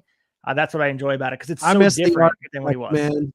I miss the architect. I miss Authority Rollins. I really do. I loved the cash in, the heist of the century. That version of Rollins was my absolute favorite. And yeah, maybe I need to let go of the past. Well, I think a conversation is warranted in longer form about that, because there is something to be said. I think the difference between this Rollins and that Rollins is huge, but we can't forget the in between being the man's man, where that was just it was what awful. they were, and they had to reinvent who he was. And I think there's a level of trying to separate himself from the Shield, and that's admirable, because I think similar to what Roman did, wearing the same, the flak vest and everything they were doing, and the music for the longest period of time. The difference is for Roman and for Seth, they've really gone so far apart. Even Moxley too on the AEW side, you don't look at them and think Shield anymore, which is so impressive on everybody's character work, because so many times where you are in such a memorable faction, everybody remembers you for being a part of something so successful. They've all separated themselves. They've done a great job of. I don't even think about them being interrelated anymore, and I think that's a commentary and positivity on everybody's side. Absolutely. He has. I don't want to make it seem like this is the worst he's been, because the man's man stuff. I mean, he's struggled, and he's got over with the crowd. So props to him. It's just a personal preference for me. 100%, and fair enough. We have the men's Money in the Bank ladder match, and a lot of star power here. Ricochet, Shinsuke Nakamura, LA Knight, Santos Escobar, Butch, Damian Priest, and the late addition of the man in the middle there, Logan Paul. So we're going to talk about a little bit of the quick hitter. I'm going to bring it in a second. I highlighted this match walking in. It has to be LA Knight. I'm walking into this like LA Knight's the guy. That changed last week when Logan Paul showed up. And here he is in the middle of things, where it feels, again, makes a joke of everything going on with these qualification matches, where a guy can just come in and say he wants to be part of the match. But this, to me, feels like a wrong decision if you don't coronate LA Knight and everything that they're getting over with LA Knight. And there's a couple stories here in the quick hitters talking about Booker T, Mark Henry talking about him, and LA Knight himself talking about how organically he's getting over. Every once in a while, the universe creates this situation where you can create a megastar. And I think right now there's a powder keg waiting to be lit for LA Knight. They just have to light it, and they have to figure out a way to do it. And I think it's a mistake to put Logan Paul in the situation where he's challenging for a championship. Because what does that mean? He's going to wrestle Seth Rollins again? What does that mean? He's going to wrestle Roman Reigns again? We've seen both of those matches. Keep him the hell away from the Money in the Bank briefcase. You have to strike on LA Knight. You have to. The dude's 40. Like, if you want to, like you said, I think this guy could be a big top guy. Yeah. Like, I think the crowd is going to get behind him even more than they already are. Like, he could be, they eat him up, man. Like, they love LA Knight. LA Knight has always had the charisma. You can go back to NWA pre-pandemic, charisma. You can go back to his run in Impact, charisma. We all knew he had it. And now the masses are seeing that he has it. I guess my only question is, what does WWE want to do here? Do they want a big heel, or do they want a big baby face? What do they need? Because like you said, if Logan Paul gets it, that's a heel. He's not really known for his incredible promos or his interactive stuff with the crowd. That sets him up for a rematch against two guys he's already faced. There's not a lot of heat there. It seems very obvious to coronate LA Knight, but by coronating LA Knight, you are getting a 100% red hot babyface when he has, and having, I feel like promo guys are always a little bit better to have that Money in the Bank thing. You can bring it out with you. You can carry it. You can talk a lot of shit. And with him having the bravado that he does, I think it would be a nice thing for LA Knight to come out, get the fans riled up. But the only question is, does the front office want to put LA Knight in a program with Roman Reigns. I mean, is that a program we could see Roman get into in the lead up to going back to face seemingly Cody Rhodes at WrestleMania 40? Is that a Survivor Series match that we could build to? And then you're in a tricky spot, man, because say you do coronate LA Knight, say you pencil him in, he's going to cash this in at Survivor Series. He'll fail because it's Roman, but he's going to be red hot and it'll put more heat on Roman. But what if LA Knight gets so red hot that he surpasses Cody? And people, oh, it's LA Knight. Dude, listen to his responses. If they really put a rocket on this guy's back, does he fall into a spot where we want to see him and Roman more just because the way he works the mic? I mean, I still think we're looking at Cody, but those are the things that the front office has to be rattling around in their brain. Who do we want? What direction does putting it on either of these guys take us? And how much? I feel like you don't get a lot with putting it on Logan. I really don't. I feel like you don't get a lot with that. I feel like you get a lot with LA Knight. You have a lot of options on the table with LA Knight. Yeah, and of course we've seen last year Austin Theory was the one who cashed in on the US championship. So there's precedent set for that, even though to me I think it's ridiculous that someone would cash in for a mid-card championship. But the same thing can be said here with LA Knight. I mean, he could be coronated. There you go. We got Prime there for Logan Paul. He could cash it on Seth Rollins. But I also, and this goes back to the conversation we had months ago about Sami Zayn with this reactionary booking where if LA Knight, if you look at him and people are comparing him to names like Stone Cold and The Rock, and he has not even been beneficial booking at this point. He lost to Santos Escobar on SmackDown. He doesn't look good in that way. And then maybe that's a way WWE side of building sympathy and momentum behind somebody to get fans behind him. But I think people just gravitate towards this guy because of his promo, because of his in-ring, catchy catchphrase, everything that goes in with LA Knight screams megastar. The only thing working against him in his favor is his age, but age be damned, dude. He works a style that he can work another 10 years. Dave Bautista was coronated on WrestleMania 21, where he's 38 years old. So this is a different time, of course, but LA Knight to me feels like it's momentum based. And I think he's ready to take the next step. And we've seen WWE in the last few years. They have a path. They go on that path and they refuse to exit off. Even if someone's screaming and yelling, get off, get off, get off. We need to get gas. Check it out here. There's great stuff here. Sami Zayn. And you know what? Kudos to them on their end. They're able to have long-term picture in their mind where they know that this is going to benefit them. But to me, I always think back to 1997 with Stone Cold Steve Austin. If you don't pull the trigger on certain things with Stone Cold, what happens? It's butterfly effect. LA Knight could be that next megastar, 40 or not. His benefits are not just in ring, it's on the microphone. And this guy could be someone that is, in the ring for a bit. And also able to be part of a guy to build your product, because I think that's what's really missing from the on-screen stuff. LA Knight brings that charisma that we haven't seen from somebody since guys like The Rock. As far as promos go, this guy just exudes charisma that really, it's lightning in a bottle right now. And he's come from pretty much nothing. They had him booked as a manager for the Maximum Male Models, and he's overcome all of this, and the fans so desperately want to get behind him, and you just need to give them a reason to. He has this, cashes in, give him a world title run against Seth Rollins, and I'll start to believe in the heavyweight championship making new stars. You have to, you cannot. I feel like this guy, he's primed, he's ready. Put him in the main event scene. You can't have him toil away in the mid card. It's promotional malpractice if you do not push this guy to the top. It's time. He's 40. I get like wrestlers' lives are extended. I get that. And he works a pretty safe style, I would say. But at the same time, I can just see all the merch coming out of this guy. He is, like you said, he is dug out of the Attitude Era. He has that larger than life feel that for whatever reason, the crowd just is behind him. They pick up on all of his little catchphrases. They're chanting his stuff. I just don't see anyone like putting the briefcase on Damian Priest. Why? Santos, Butch, Nakamura? Come on. Really? Like it's LA Knight or Logan Paul. And to me, it's not even Logan Paul. You got to go LA Knight. And you mentioned his style working. It's WWE. Like he is WWE. That's exactly what they want. I remember watching him on NWA Power and seeing him. I'm like, this dude is a megastar waiting to happen. Just tap into him.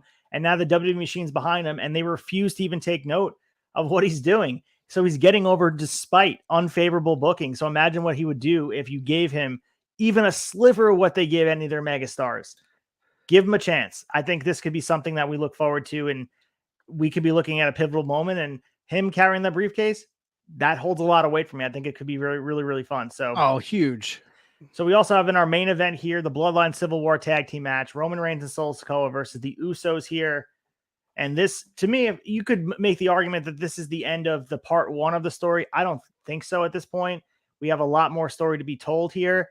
This is going to be a lot of fun as far as in-ring work and also the storytelling at ringside. Big match feel. You can kind of think about any situation we've had with this program. The big pay-per-view events have what really carried this story to the next level. Yes, the in-ring promos. Yes, the progression of the story with who turns on who and siding with who and kicking Sammy out of the bloodline. Where this story really progresses is those moments in the ring standing across from each other with the crowd going nuts, and then the facial expressions of Paul Heyman on the outside. They're going to expand this story, and we don't like you. We both sit here and think we know exactly where it's going to go, where the Usos are able to get their revenge on them. I'm not so sure it goes the way we think it is, because just as we say they're going to zig, then they zag, and that's what makes the Bloodline story so well done.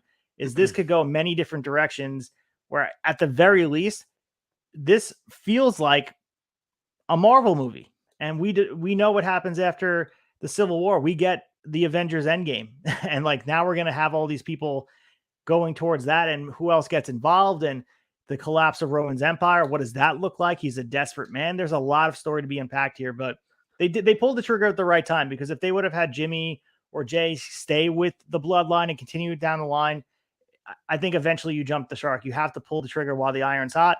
And here we are now with the Usos as a red hot babyface team going against them. They're going to get an immense reaction. The fans are so invested in this story, and rightfully so. They've done a lot of good storytelling here.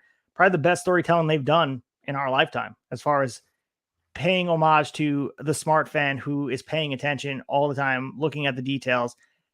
They're not treating us like with a goldfish memory anymore. They're actually paying respect to the fans that are paying attention. Yeah, this is to me the most unpredictable match of the night. Like, I don't know what they're going to do with this. I don't know how they're going to go.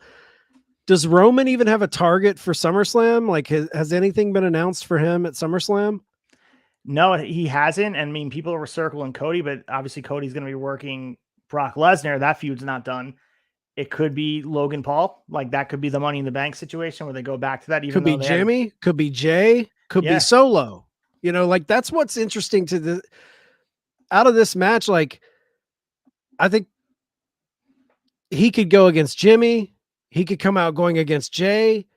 Solo could go back with his brothers and get Roman and Solo. I really don't know where it's going to go. And I think they've done a really, really great job of giving all of these exit strategies to however they have it laid out. I do think we're in the midst of the crumble of his empire, but I don't know how that lays out. I don't know. When does Solo leave his side? It's going to happen. Does Heyman ever leave his side? Or I don't know, man. This is the one I can't put my finger on what they're going to do here. I think the Usos are super hot with the crowd now that they've stood up to the tribal chief, but this is one I just kind of want to sit back and it's like going to a movie. I want to get my popcorn, kick back, and watch what the next chapter in this epic story is going to be. I would say the easy booking of this would be to have Jimmy or Jay pin Solo, but I think that's too easy of a way out. They have to figure out a different way to do this, and maybe they pull the trigger on having Roman be pinned for the first time since 2020, which would justify a SummerSlam a SummerSlam heavyweight title match with him. And I think Jimmy at this point would show he's okay with, and don't forget on SmackDown, they've been calling Jey Uso main event Jay again. So they're planting that seed again to get this rematch. And finally, the culmination of maybe Jay is the one to take the championship over Roman. I don't think he's the one. I still think it's Cody, But that's also the fun part about this. We're sitting here saying, is it going to be Solo? Is it going to be Jimmy? Is it going to be Jay? Is it going to be Cody? Or is it going to be LA Knight? Like, that's the fun part about all this. We're over 1,000 days in, and it's still just as interesting as it was, if not more so, than we were at 400 days ago. And that's the best part about the story. It keeps on kind of building on top of each other. And they have this momentum that's been untouched. So hopefully they can keep it going and the story progresses and we have a really memorable moment in London. Again, crowd adds a lot to this match, because if this is anywhere else, yeah, the crowd's going to react. But I think this international crowd knows their role here, and they're going to step it up to make this feel like the biggest thing ever. And that's also when you're watching WWE in a vacuum, that's what they do so well. The fans know, and I think they're stepping up and upping the ante on their own end. We talk about crowds wanting to keep up with Puerto Rico. That's a real thing. And I think this London crowd's taking that challenge and stepping up. What was Roman's last title defense? Was it Mania? Roman's last title defense was Mania against Cody. They tricked everybody with that one. You know, like everybody thought Cody had that, and they swerved us. That was an epic swerve. I feel like everyone thought, outside of Seth Phelps, everyone thought Cody was taking that title. But before that, I thought they had a big problem of every match it was predictable. Right. Before that, everyone thought Roman's winning. This guy, Kevin Owens, isn't beating him. I think some people thought Drew McIntyre might do it at Clash. I was like, no way. Roman's taking that. This is the first time, I think, if they set this up where Jay faces Roman at SummerSlam, I think a lot of people would have doubt in their minds. Even though I think he's taken it to 40. I think he's definitely taken it to 40, Roman. But I think it would plant seeds, and I think there would be a lot of fans out there that's like, it's time. Give Jay. Jay deserves it more than Cody. Give Jay the title. So that's a good booking move, because you would split the fans, and predictability wouldn't be as prevalent as it was before the Cody match at Mania. So I was also just looking up the house show defenses, because I know he doesn't do a lot of house shows. He did work a house show recently against Rey Mysterio, so I'm not sure if they're going to include that in his title defenses. But as far as like on-screen pay-per-view level, yeah, that's what I was talking about. It's Cody, and I mean, there's only been 2 other matches in between house shows or otherwise. He's involved in the tag match again, where he wrestled for the tag titles in a losing effort against Sammy and KO. But this is going to be interesting, and this is going to have a big match feel and well-deserved, these guys, and you're making huge stars, because the Usos, if you look at the beginning of Roman's reign, they were, and I know they say it in canon and kayfabe and talk about that, but Jimmy and Jay have become maybe the best tag team in all of WWE history based on this bloodline story. And Solo is benefiting from it well. This is a guy who was sitting on his couch, like, how long ago at this point? He's debuted at Clash at the Castle, and we've gone off to the races where you have another guy you can attach the trigger to. You want to have him be the IC champion, US champion, all that's justified now just off this bloodline rub. Yeah, absolutely. So let's get into quick hitters and talk about all the other wrestling we have to talk about. Quick hitters.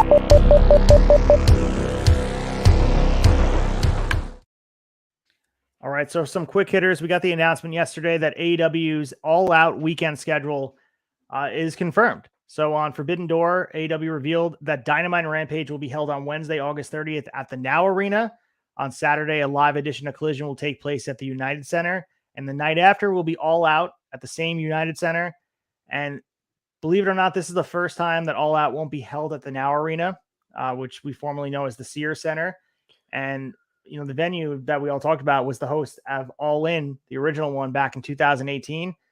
And AEW has been holding these major pay-per-view events in Chicago every Labor Day weekend. Chicago's the de facto home. They thought about potentially moving away. There's rumors about it since the Punk situation. This is going to be a big deal, man. This marks the 1-year anniversary since everything went down at Brawl Out. It's a big weekend. And then right before that, we have the All In stuff going on August 27th in London, England. A lot on the table for AEW. All roads lead to All In, All Out. And once we get past that, I think everyone's going to take a breath, and we're going to have a lot of clarity about how much did AEW benefit from it. And I don't think it's how much they benefited. I think we're going to look at just the ramifications of running a stadium show and also running this pay-per-view all within like a week of each other. What's the fallout of that? Yeah, I'm really interested to see how they pull this off, because you got to think, how are you handling your weekly TV builds? Yeah. You know what I mean? Like when you're building for All In, how are you also building for All Out? Are match finishes going to dictate certain matches that happen on All Out? Are we going to be building both? Are people going to have 2 matches set up? Are we going to be doing rematches from All In into All Out? Like, I think it's a complicated scenario Tony's found himself in to book both of these matches and make them both feel special. I get that All In probably isn't going to be pay-per-view. Rumor is it's going to launch them onto the Max streaming service. Who knows if that's true or not? But this is tricky. I think this is more tricky than what people think. I was thinking in my head, it might split your storyline time on your weekly television leading into this. It's going to be very compelling to me to watch how they unfold the booking of these feuds leading into 2 big weekends of wrestling. Absolutely. And as we talk about the history of wrestling, we had a big anniversary of Edge's debut. His WWE debut happened on June 22nd, 1998, in a match against Jose Estrada Jr. of Los Barricas. We covered this on Shot Nostalgia, season 3, talking about Edge. And believe it or not, I mean, he posted 25 years ago is a long time. And we have Edge on TV. And if you guys remember that match, they had to stop it because Estrada was injured, wound up breaking his neck during a dive on the outside. So, at this point, I think that's Edge probably thought, I'm done. Like, I think that's the conversation. He's like, I injured a guy who's been there for a bit. If you guys remember, Edge came in with that quiet character, eventually joined the Brood, and then made a legendary career as a tag wrestler and then as a main eventer. A lot of Edge's career has been established, and it's awesome that we still have him today to wrestle, and he hasn't been involved in a lot of meaningful stories as of late. He's been kind of one-offs, and maybe you can kind of look back at his comeback. Did they utilize him in the most appropriate way? And that might be a conversation for years from now. But as far as 25 years ago, the longevity of someone like Edge with a character that really probably looked like a one-off in the Attitude Era, but here he is reinventing himself year after year, and we find himself as one of the best to ever do it. So congrats to Edge on his 25th anniversary of being involved in the WWE family. Yeah, big congrats. Long career, very exciting career too. One of my all-time favorites. I love Edge. That's a milestone, man. 25 years in the business with this company. Huge. So we also have another 25th anniversary, and we all talk about the Hell in a Cell match. And again, we covered this King of the Ring 1998, episode 11, season 3. So go back in the archives and hear Mike Belcaster and I talk about the Hell in a Cell match where Mick Foley gets tossed off the top.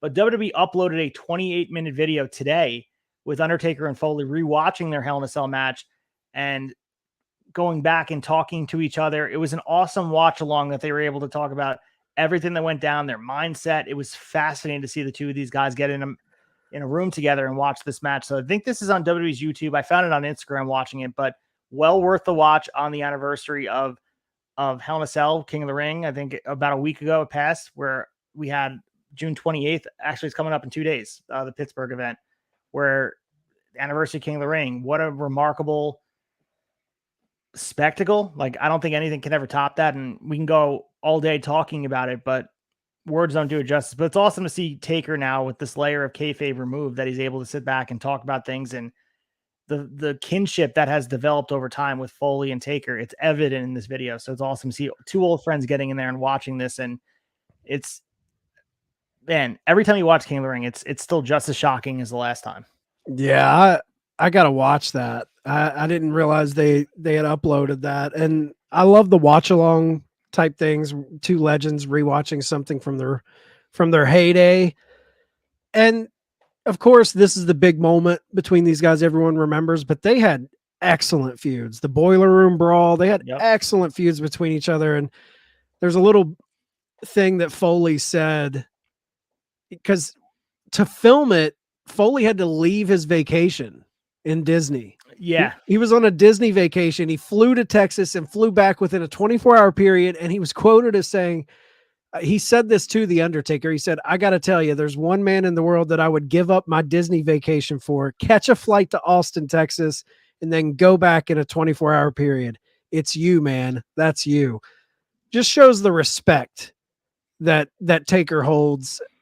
2 of my all-time favorites. incredible, man. I can't wait to watch this. Got Foley on the shirt right here. Great shout out to Stash Pages on Instagram. Great shirt with Terry Funk in the back as well. Follow them on Instagram. Great stuff. But we move into NXT. I mentioned this in the big stories about Seth Rollins. He defended his World Heavyweight Championship on NXT, and the NXT ratings, they popped the biggest level that they've done. It's 33.1% up from last week. Highest audience total for the show since April 20th, 2021.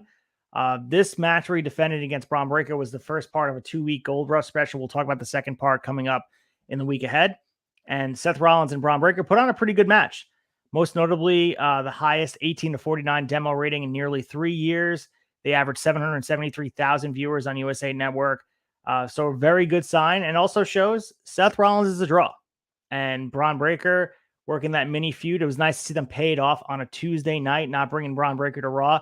Having Seth Rollins come over to NXT, I think it had more significance to have him over there, especially a former NXT champion where he started his WWE career in the Performance Center type of stuff with NXT. Awesome to see, and the viewership was awesome. And I guess Seth Rollins got to feel good about himself that he came over there and popped a rating on USA Network. Yeah, smart tactical move too. Hopefully, those eyes that tune in for Seth like what they see and tune back in. I hear echoes of Triple H's statement, it's a marathon, not a sprint, when he was talking about AEW winning those ratings battles. 773 is right in striking range of AEW numbers. If they can get people to stay even when Seth isn't on the card is yet to be seen, but he's a draw, man. You knew he was going to pop a bigger number than what they're used to. So we also have a big star here. She's a draw. It's proven. Mercedes Moné. And we saw her try her hand in different acting roles, but she's being considered for a role in Bad Bunny's Spider-Man spin-off film called El Muerto. The future of the project's now unclear. It was originally scheduled for January 12, 2024. Hollywood Reporter says the film is not listed on their Sony's calendar, but apparently it's still being made.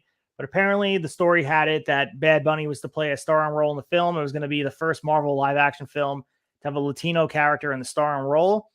Bad Bunny's touring schedule got in the way, of course, as you'd imagine. But the movie, essentially called El Muerto, was going to be based on a Marvel comic book character of the same name. And the title, as you can imagine, with Bad Bunny involved, was a luchador who inherited his father's mask, which gave him superpowers. Mercedes Moné was going to be involved in the project in some way. Very wrestling oriented, and Bad Bunny, of course, involved in wrestling now. Would have been cool if they're continuing to do it. Maybe they won't. But Marvel and wrestling, sign me up. I think this is a good thing if Mercedes gets involved, and of course, Bad Bunny. Sounds like a cool project. I want to see Mercedes in my wrestling ring rather than a Spider-Man spinoff. But fair enough. And we have, speaking of ratings, we talked about the NXT ratings. The AEW Collision ratings are in, and I don't think we have the ones from this Saturday, but we have the ones from the Saturday the debut for the debut. And there's been some different numbers, but they're all within range of each other. It was number 3 in cable for the night. And according to Meltzer in the newsletter, the show drew 816,000 viewers, did pretty well in the demo, a little lower than Dynamite's average in the key demo. But apparently, and the biggest thing I took away from this, according to Meltzer and all the parameters and stats of this, it was the youngest audience to watch a pro wrestling show so far in 2023 across all promotions. That includes WWE, NXT, and AEW. What makes you, like, to you, what was the draw for a younger audience? Did you feel like it had a different appeal for an audience that was skewing a little bit younger? I think it's the time slot, man. True. I mean, Saturday, like, people our age probably are wrapped up with families, or they're out, night on the town, whatever you got plans on a Saturday night. Most people, I talked about it growing up. WCW Saturday night, I was there. I was a kid. I was home. I feel like that's going to be a big audience for them, is the kids that are home not doing anything. 816K on a Saturday night. That's way more than I thought they would get. I thought it was going to be pretty bad numbers, but they did a good job making the show feel big and special. And the second episode was the same. So hopefully they can keep their numbers up, because, obviously more people were tuning in to see it's a new show. You want to see what it looks like, but let's see what it looks like going forward. Yeah, I mean, that was against the College World Series. I believe there was another MLB game going on that was in a primetime slot. So they're going to have tough competition. That was also a UFC fight as well. So there's some tough things that are going to be on Saturdays. And I don't think they're going to be comparing themselves to the ratings of other places. I think what they're going to compare it to, and I think all TNT cares about, is what was in that spot before. And they more than quadrupled whatever was in that slot before, and they're more than happy. So Yeah. I think everyone has to keep perspective on what the ratings look like, because if you're running a rerun of Big Bang Theory in that slot, it's doing 110,000. So I think they take the 816 and run with it. Right. Right. So we also have Stardom's Julia issuing a challenge to Willow Nightingale, and Willow has recently accepted for the Independence Day show on July 4th from Corrigan Hall. So after the match at the Sunshine pay-per-view, we had a 6-man tag match. So the Artists of Stardom championships are their form of 6-man championships. Julia, Mai Sakurai, and Thekla had defeated Mayu Iwatani, Hazuki, and Koguma in a cage match to retain their championships. Julia grabbed the mic and cut a promo and was completely targeting Willow Nightingale in the New Japan Strong Women's Championship, which is awesome to see. Julia probably would have been a part of Forbidden Door if Tony Khan had his way, if Stardom wasn't running the show on the same day.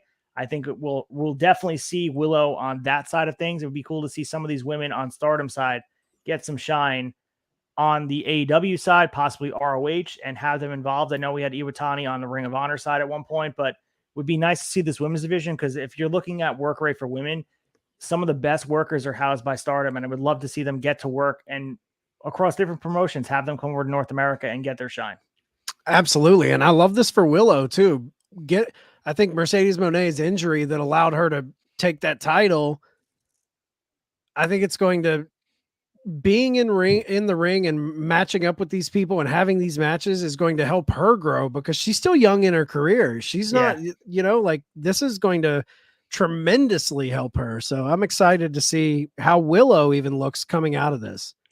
So sticking on women's wrestling, Mickie James reportedly is cleared to return to action. She's been a free agent still, and she's been away a couple of months at this point, multiple injuries. She's a former Knockouts champion. She's been cleared to return, and Fightful reported that she's 100% coming back to Impact, even though she has not signed a contract. People and sources cited that she has never signed a contract with Impact. She's always been a free agent. I think there's a lot of story to be told continuing there. I think Impact works around her schedule, being the fact that she's 43. She had to relinquish the Knockouts championship. She's the uncrowned champion. She had 3 broken rib cages, slight shoulder tear. I think she's justified in getting a rematch with Deonna Purrazzo, who's now the champion, that took it, won it in a match against Jordynne Grace for the vacant title. Story to be built there. Mickie James, to me, I know she had a good run in WWE. She is Impact Wrestling as far as Impact, the veteran, goes. She belongs there, and I would not, especially with Nick Aldis there again too, being the fact that they're married. I think it's a foregone conclusion we're going to see her return very, very soon. Yeah, that's where her real history is. I know everybody remembers in WWE, but she made a lot of big history, and I think they treat her like a legend in better ways in Impact. I mean, she was a champion. She would never hold the title in WWE at this point in her career. So I think it's, family's there, Nick's there. I like Mickie. I think she's doing great work. She has scores to settle after that injury, so I'll be pumped to see her back in Impact. So we also have WWE coming back to Hawk's lay of the land there, Indiana, for a pay-per-view in October. So this was revealed on the Pat McAfee show, and it's going to be Fastlane 2023. It's going to be the last event before, I think it's going to be right before we have, it's in October actually. So Gainbridge Fieldhouse in Indianapolis. Fastlane is usually a February event, but it's going to be October, and the show is set to stream live on Peacock, and it's going to be the first time we have Fastlane since 2021. And this is the first time a WWE pay-per-view has been held in Indianapolis since Night of Champions 2016. So Hawk gets to take in some WWE. He has no excuse now. He's got to go pay off. Yeah. He's going to have to go acknowledge his tribal chief, Roman Reigns, put his finger up by the Roman Reigns glove, as he did when he was out with Seth and the Phelps family. Yeah. But pretty cool. I mean, what are you going to do as far as Indianapolis is a good market? It was kind of cool, especially if Pat McAfee was tied to Indianapolis, that they announced it on the show. Yeah. It's Indy's a good wrestling town. So we also have a report of WWE trying to figure out a way to stop Vince from making last-minute creative changes. So I'll let you take the lead on this right here. Of course, we've been covering Vince extensively since the start of the show in January. There's a lot to be said about, is Vince in charge? Is he not? This kind of makes me feel he is. This makes me feel he isn't. Everyone wants to believe what they want to believe. But what people can't stand, whether it's Vince or other people, they can't stand last minute changes because that's when creative starts to struggle. Well, supposedly, according to Wrestling Observer, Dave Meltzer specifically, people within WWE are trying to determine how they can prevent Vince from making last minute changes to creative. And they said it came after he remotely made changes to the June 23rd edition of SmackDown. He changed 3 matches, which caused a ton of frustration in the back. And Dave is quoted as saying, "Logic will tell you that there are many unhappy people, and Paul Levesque has to be one of them. These were matches that were built up with promos. They've been built up for a week. They did angles last week, and they were just taken away like nothing. It's got to be frustrating for the writers. It's got to be frustrating for Paul Levesque. The thing is, it's Vince, and you can't say anything."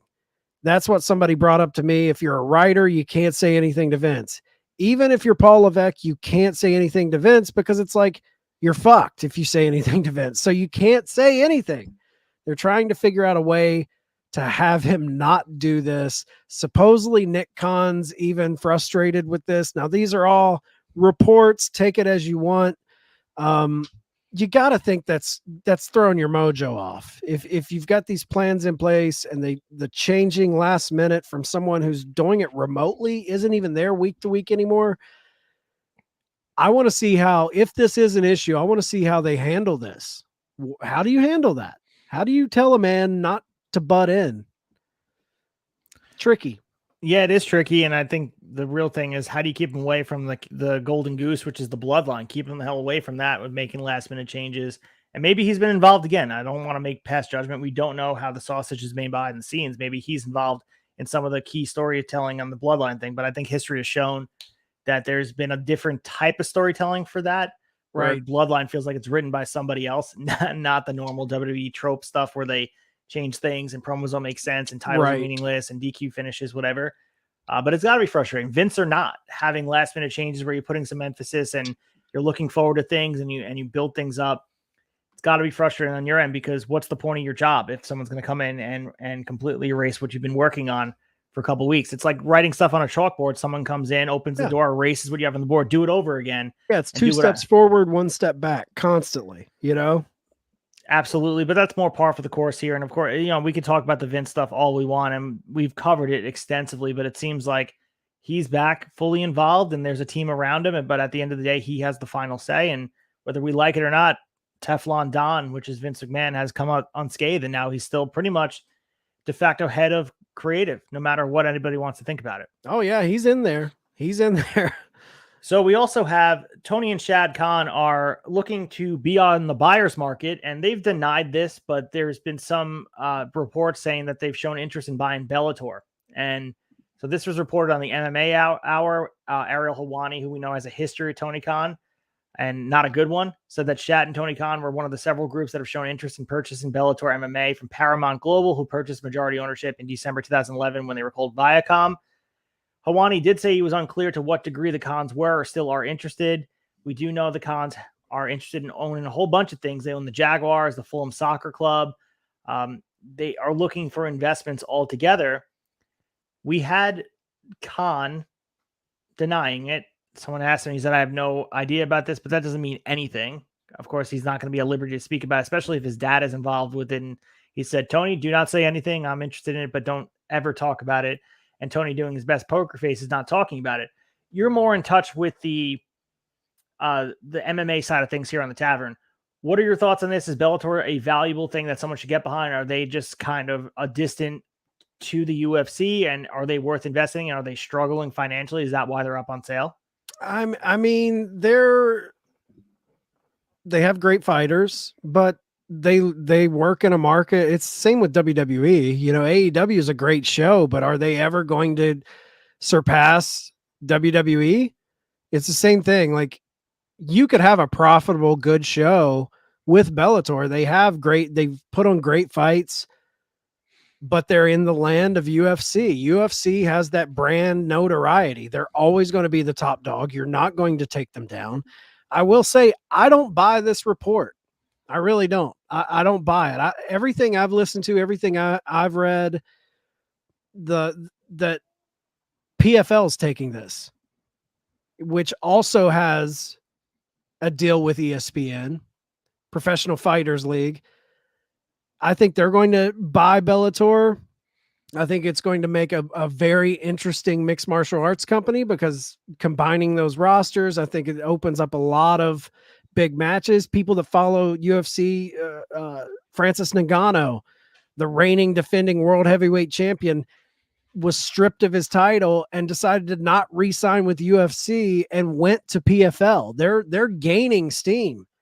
There's even rumor there was a John Jones Francis Ngannou face-off at a PFL event, and everyone's like doing fantasy booking of their mind of UFC and PFL working together to book this super heavyweight dream match between Francis Ngannou and John Jones. So there's a lot of that on the table. I think PFL's the lead. I think a lot of this, I think Ariel probably heard about it. I think Tony Khan would never say yes. He would never allow Ariel to break a story on him because of their heat and Tony Khan came out and said, I was surprised to see that report. I haven't had any conversations with him about that, so I don't know what that was about. My father hasn't had any conversations with him either. I'm not even sure who you talked to. He wouldn't even drop Ariel's name. He said, I don't even know, honestly. Who owns the promotion? Is Scott Coker president or owner? I'm not sure. So it's like, there's a lot of dick measuring going on here. Like, even if the mole or the source that Ariel had was right and the Khans maybe floated interest, Tony would never admit to that. He's not going to give Ariel that. It's a lot of ego between those two. And I do think it's interesting, though. But the big thing for me, the Khans are pretty good buddies with Dana White. I don't see them getting into business to go against the UFC. I just don't see that. Yeah, I think the only justification you can make it is they're just trying to grow their sports portfolio at this point. They have an eclectic mix of different things they own, but as you mentioned, it kind of goes against their business interests at this point. And I think Tony Khan has his hands full. I mean, his dad's one thing. If he wants to invest in it and hire a team of people to run it, that's a different story. But as far as Tony's involvement, I can't imagine he wants to take that on. No. Also with Fulham and the Jaguars and AEW, ROH, there's too much on his plate that Bellator would be just another thing. And like you said, I don't think there's there might be just some interest, but same level of interest he had in buying WWE, just like kind of kicking the tires on it, saying like, what does it cost? But that doesn't mean he's going to buy it. It doesn't seem you're entering a crowded market. You're entering a market with an industry leader in UFC. Plus you have PFL who's getting real steam behind them. You're entering in a crowded market where I think the business deal of PFL buying Bellator makes more sense. You're combining two companies to kind of elevate itself. It's essentially like Tony buying ROH to kind of elevate, Tony having a business deal with New Japan to elevate. I think PFL and Bellator kind of joining forces and being bought out. I think it's a better situation than just the Khans bringing money into Bellator. I don't think it would do much difference. I really don't. Well, it's great to get your insight on it. As you guys know, Chad is probably our MMA de facto expert here on it because you were following him in the weeds for a bit. So I do respect your opinion. And we'll see what happens with the Bellator stuff, of course, where sometimes there's smoke, there's fire, but we'll see what happens with Ariel and Tony Khan, because that's to me the more interesting story of the Ariel that's stuff. The feud. Yeah. So we have our final quick hitter story here. It's Kurt Angle talking about Randy Orton, and he didn't know what he broke here, but apparently he had said that Randy Orton's doing good. He recovered from his back surgery. I think he's going to come back pretty damn soon. He's doing much better. So we've gone, I think one of our big stories a few weeks ago was Randy Orton coming back. There was also conversation that Bob Orton said the doctors told him to retire. He's been out of action for some time now, May 20th to be exact of last year, 2022, believe it or not. When he and Riddle dropped the tag titles, we thought he'd be back in time for SummerSlam. And, he got the back fusion surgery, and it just has been an uphill battle to heal. And I think there's a lot of miles, as we mentioned, on Randy Orton's body. And hearing Kurt Angle saying he's going to be back makes me very happy. I think Randy Orton fits very nicely into the future plans. And I would just love to see Randy Orton and Cody and have him back in the mix with these guys. And there's a lot of Randy Orton we can get more on the WWE roster. He has a lot more to give creatively and also in the ring. I think Randy Orton would be a great feud for Cody to kind of play with to take him to WrestleMania 40. Like in the lead, something to bide his time after Lesnar at SummerSlam. Maybe Orton makes an appearance at SummerSlam. Who knows? Very, very awesome. But let's get to the week ahead and talk about the jam-packed week of wrestling we have right on the table for us. The week ahead.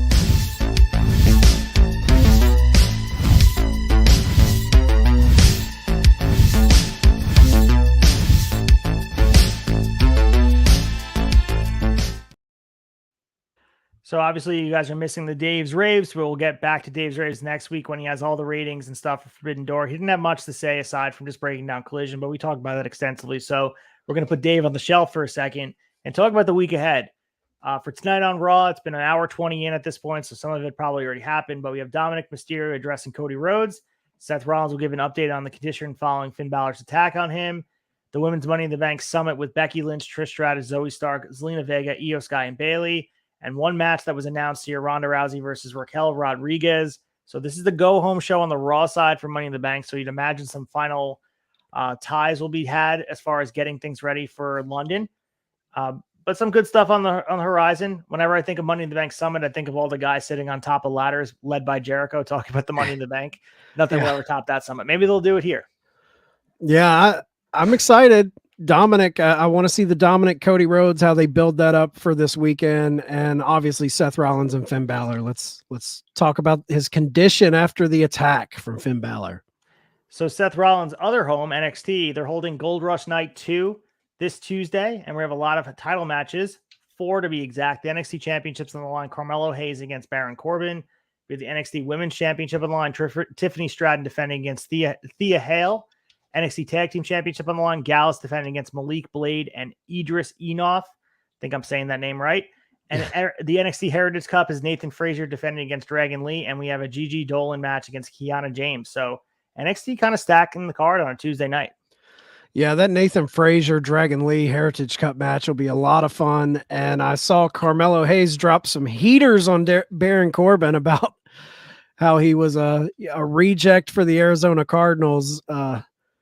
When I was 26, I'm a champion. When you were 26, you were getting cut by the Arizona Cardinals. So I'm kind of here for Baron Corbin on NXT a little bit. I think using him, and I'm all I love it.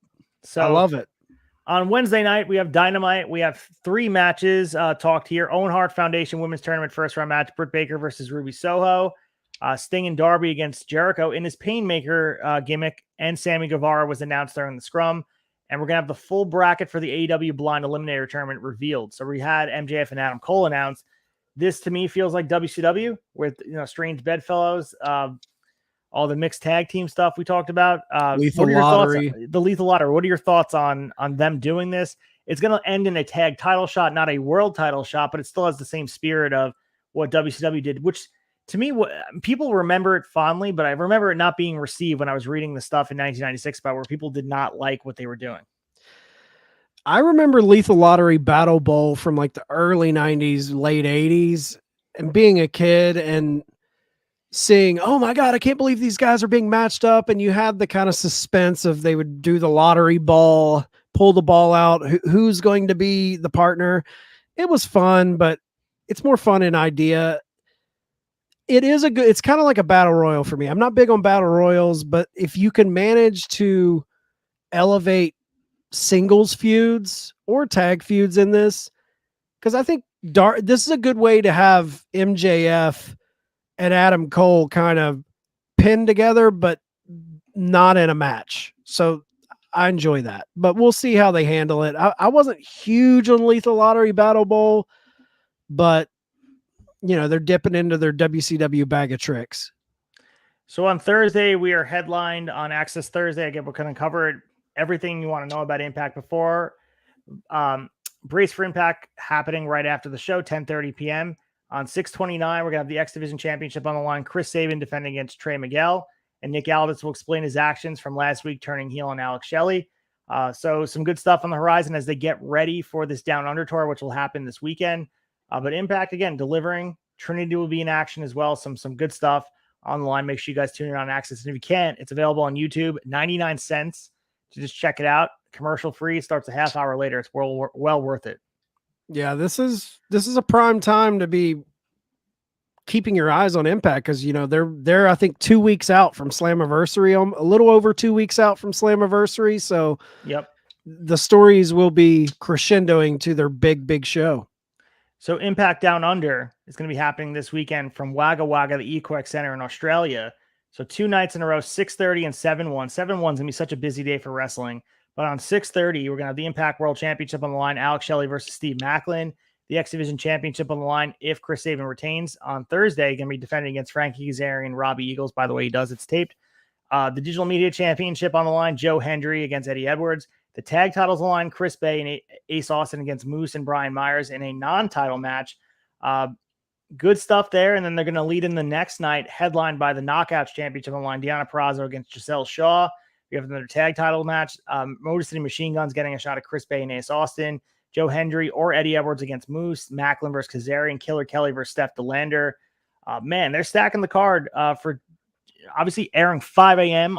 Eastern here. Yeah. Demand, but as far as July 1st, there hasn't been a lot of nights that have been as stacked, because you have Money in the Bank, you got Collision, and you also have Impact Down Under. You could fill 9 hours with wrestling right there. Big day. Big day. Speaking of AEW Collision, we have MJF in action. We got 3 men's quarterfinal matches for the tournament. In the Owen Hart tournament, Samoa Joe versus Roddy Strong, Powerhouse Hobbs versus Dustin Rhodes, and Ricky Starks versus Juice Robinson. So some clarity of this Owen Hart tournament coming into view. Feels like we're destined for a Samoa Joe CM Punk second round match. I'd be shocked if it didn't happen. And some good stuff here. I mean, pretty predictable as far as who's going over in every single one of these matches, but I'm here for it. Love what Collision did last week. First 2 weeks have been off to a banging start, and feels like there's a lot of emphasis, more so on Collision this week than Dynamite, looking at what's been built. Collision feels like the more important show, and that might be on purpose. Dark horse in this tournament you need to keep an eye out for is Powerhouse Hobbs. I could totally see this ending in a CM Punk versus Powerhouse Hobbs, and Punk wanting to put Hobbs over. Because if you remember, Hobbs was one of the first guys when Punk entered this company. He singled him out as someone he wanted to work with. He believes in Hobbs a lot. A heel Hobbs carrying that trophy, don't count that out. That's a big possibility. Yeah, well, I was at the show. There was a Grand Slam at Arthur Ashe where he worked him on that Rampage taping. It was a good match where Powerhouse Hobbs looked amazing going into that match. And you're right. I think CM Punk has circled some guys he wanted to work with, and he doesn't forget. I think this is a guy who's always been supportive of Punk, and Punk recognized the star power. And I think it does more for Powerhouse Hobbs than it does for Punk to win it. So it wouldn't shock me either. And same thing with Ricky Starks. I think Ricky Starks could really use it. Yep. Either one of those guys, and that Powerhouse Hobbs Ricky Starks second round matchup, if where they're going, I think they're going, that's a rematch from their Team Taz feud. So there's a lot of cool little moving parts in that tournament. I actually like the layout of the land of this tournament more than I did the first one. I was about to ask you that, because I thought the first one was missing something, and it might be because it was clouded in like the 4 tournaments that happened all in one span of 2 months. I think this tournament feels special. It feels more organized. We have these, you take these singles matches and they mean something. That's what a tournament should do. And they're spread across different places. One's on pay-per-view, one's on Collision, one's on Dynamite. They're everywhere, and it's built up slowly. And I think they're going to, as you used the word before, I think the perfect word for this tournament is going to crescendo its story, where you're going to get some big matches in between, not just the finals. We're going to get Joe and Punk in the second round if all things go accordingly. Yeah, I think this is well structured, and I even like Dustin Rhodes. Dustin Rhodes, knew Owen. There's a personal thing there. I think he's going to fall to Hobbs, obviously, but I really like the matchups, man. Even Roddy Strong, hell of a worker. He kind of fits that work rate. I'm not even a Roddy Strong guy, but I think he fits to take the loss to Joe. I'm a fan of this year's tournament more so than last year's. So lastly, in the quick hitters on Friday, we also have SmackDown. So the Women's Championship's on the line. Asuka defending against Charlotte Flair.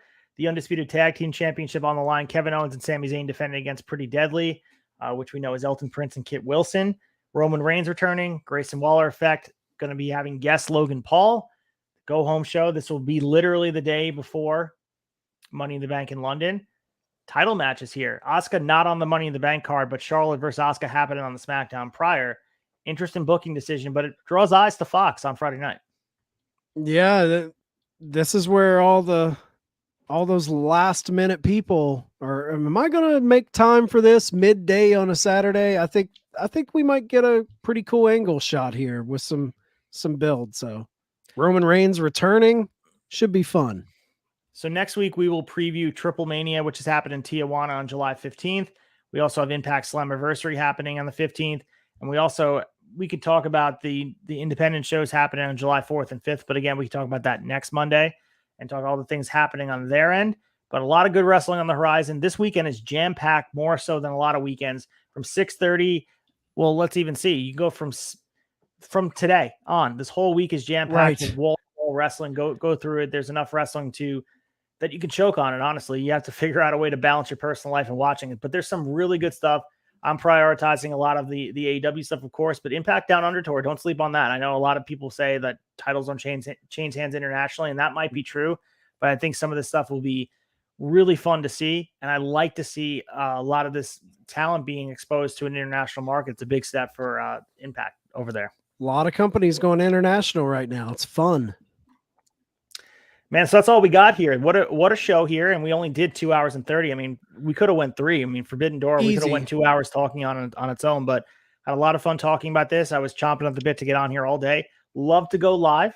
We probably won't be live next week because there's no pay-per-view to break down. We're going to do some coffee episode, but stay tuned for that. A lot to break down. But Chad, I ask you, man, you weren't on the debate this week. We saw it taking your hiatus, but let's talk about Broken VCR, talk about the flagship. What's going on your end?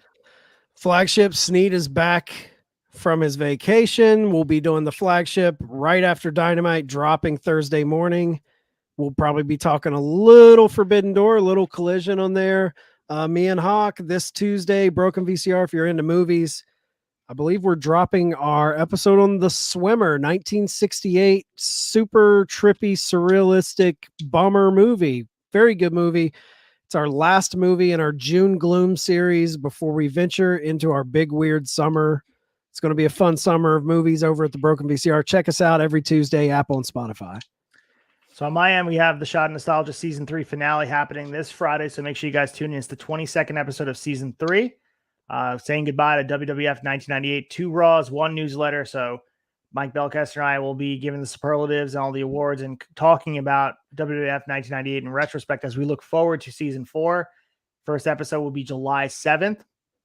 So as you finish your 4th of July celebrations that Friday night, tune in for Smoky Mountain Wrestling. We're going to be covering the first 2 months, January and February, talking about everything going on in 1994.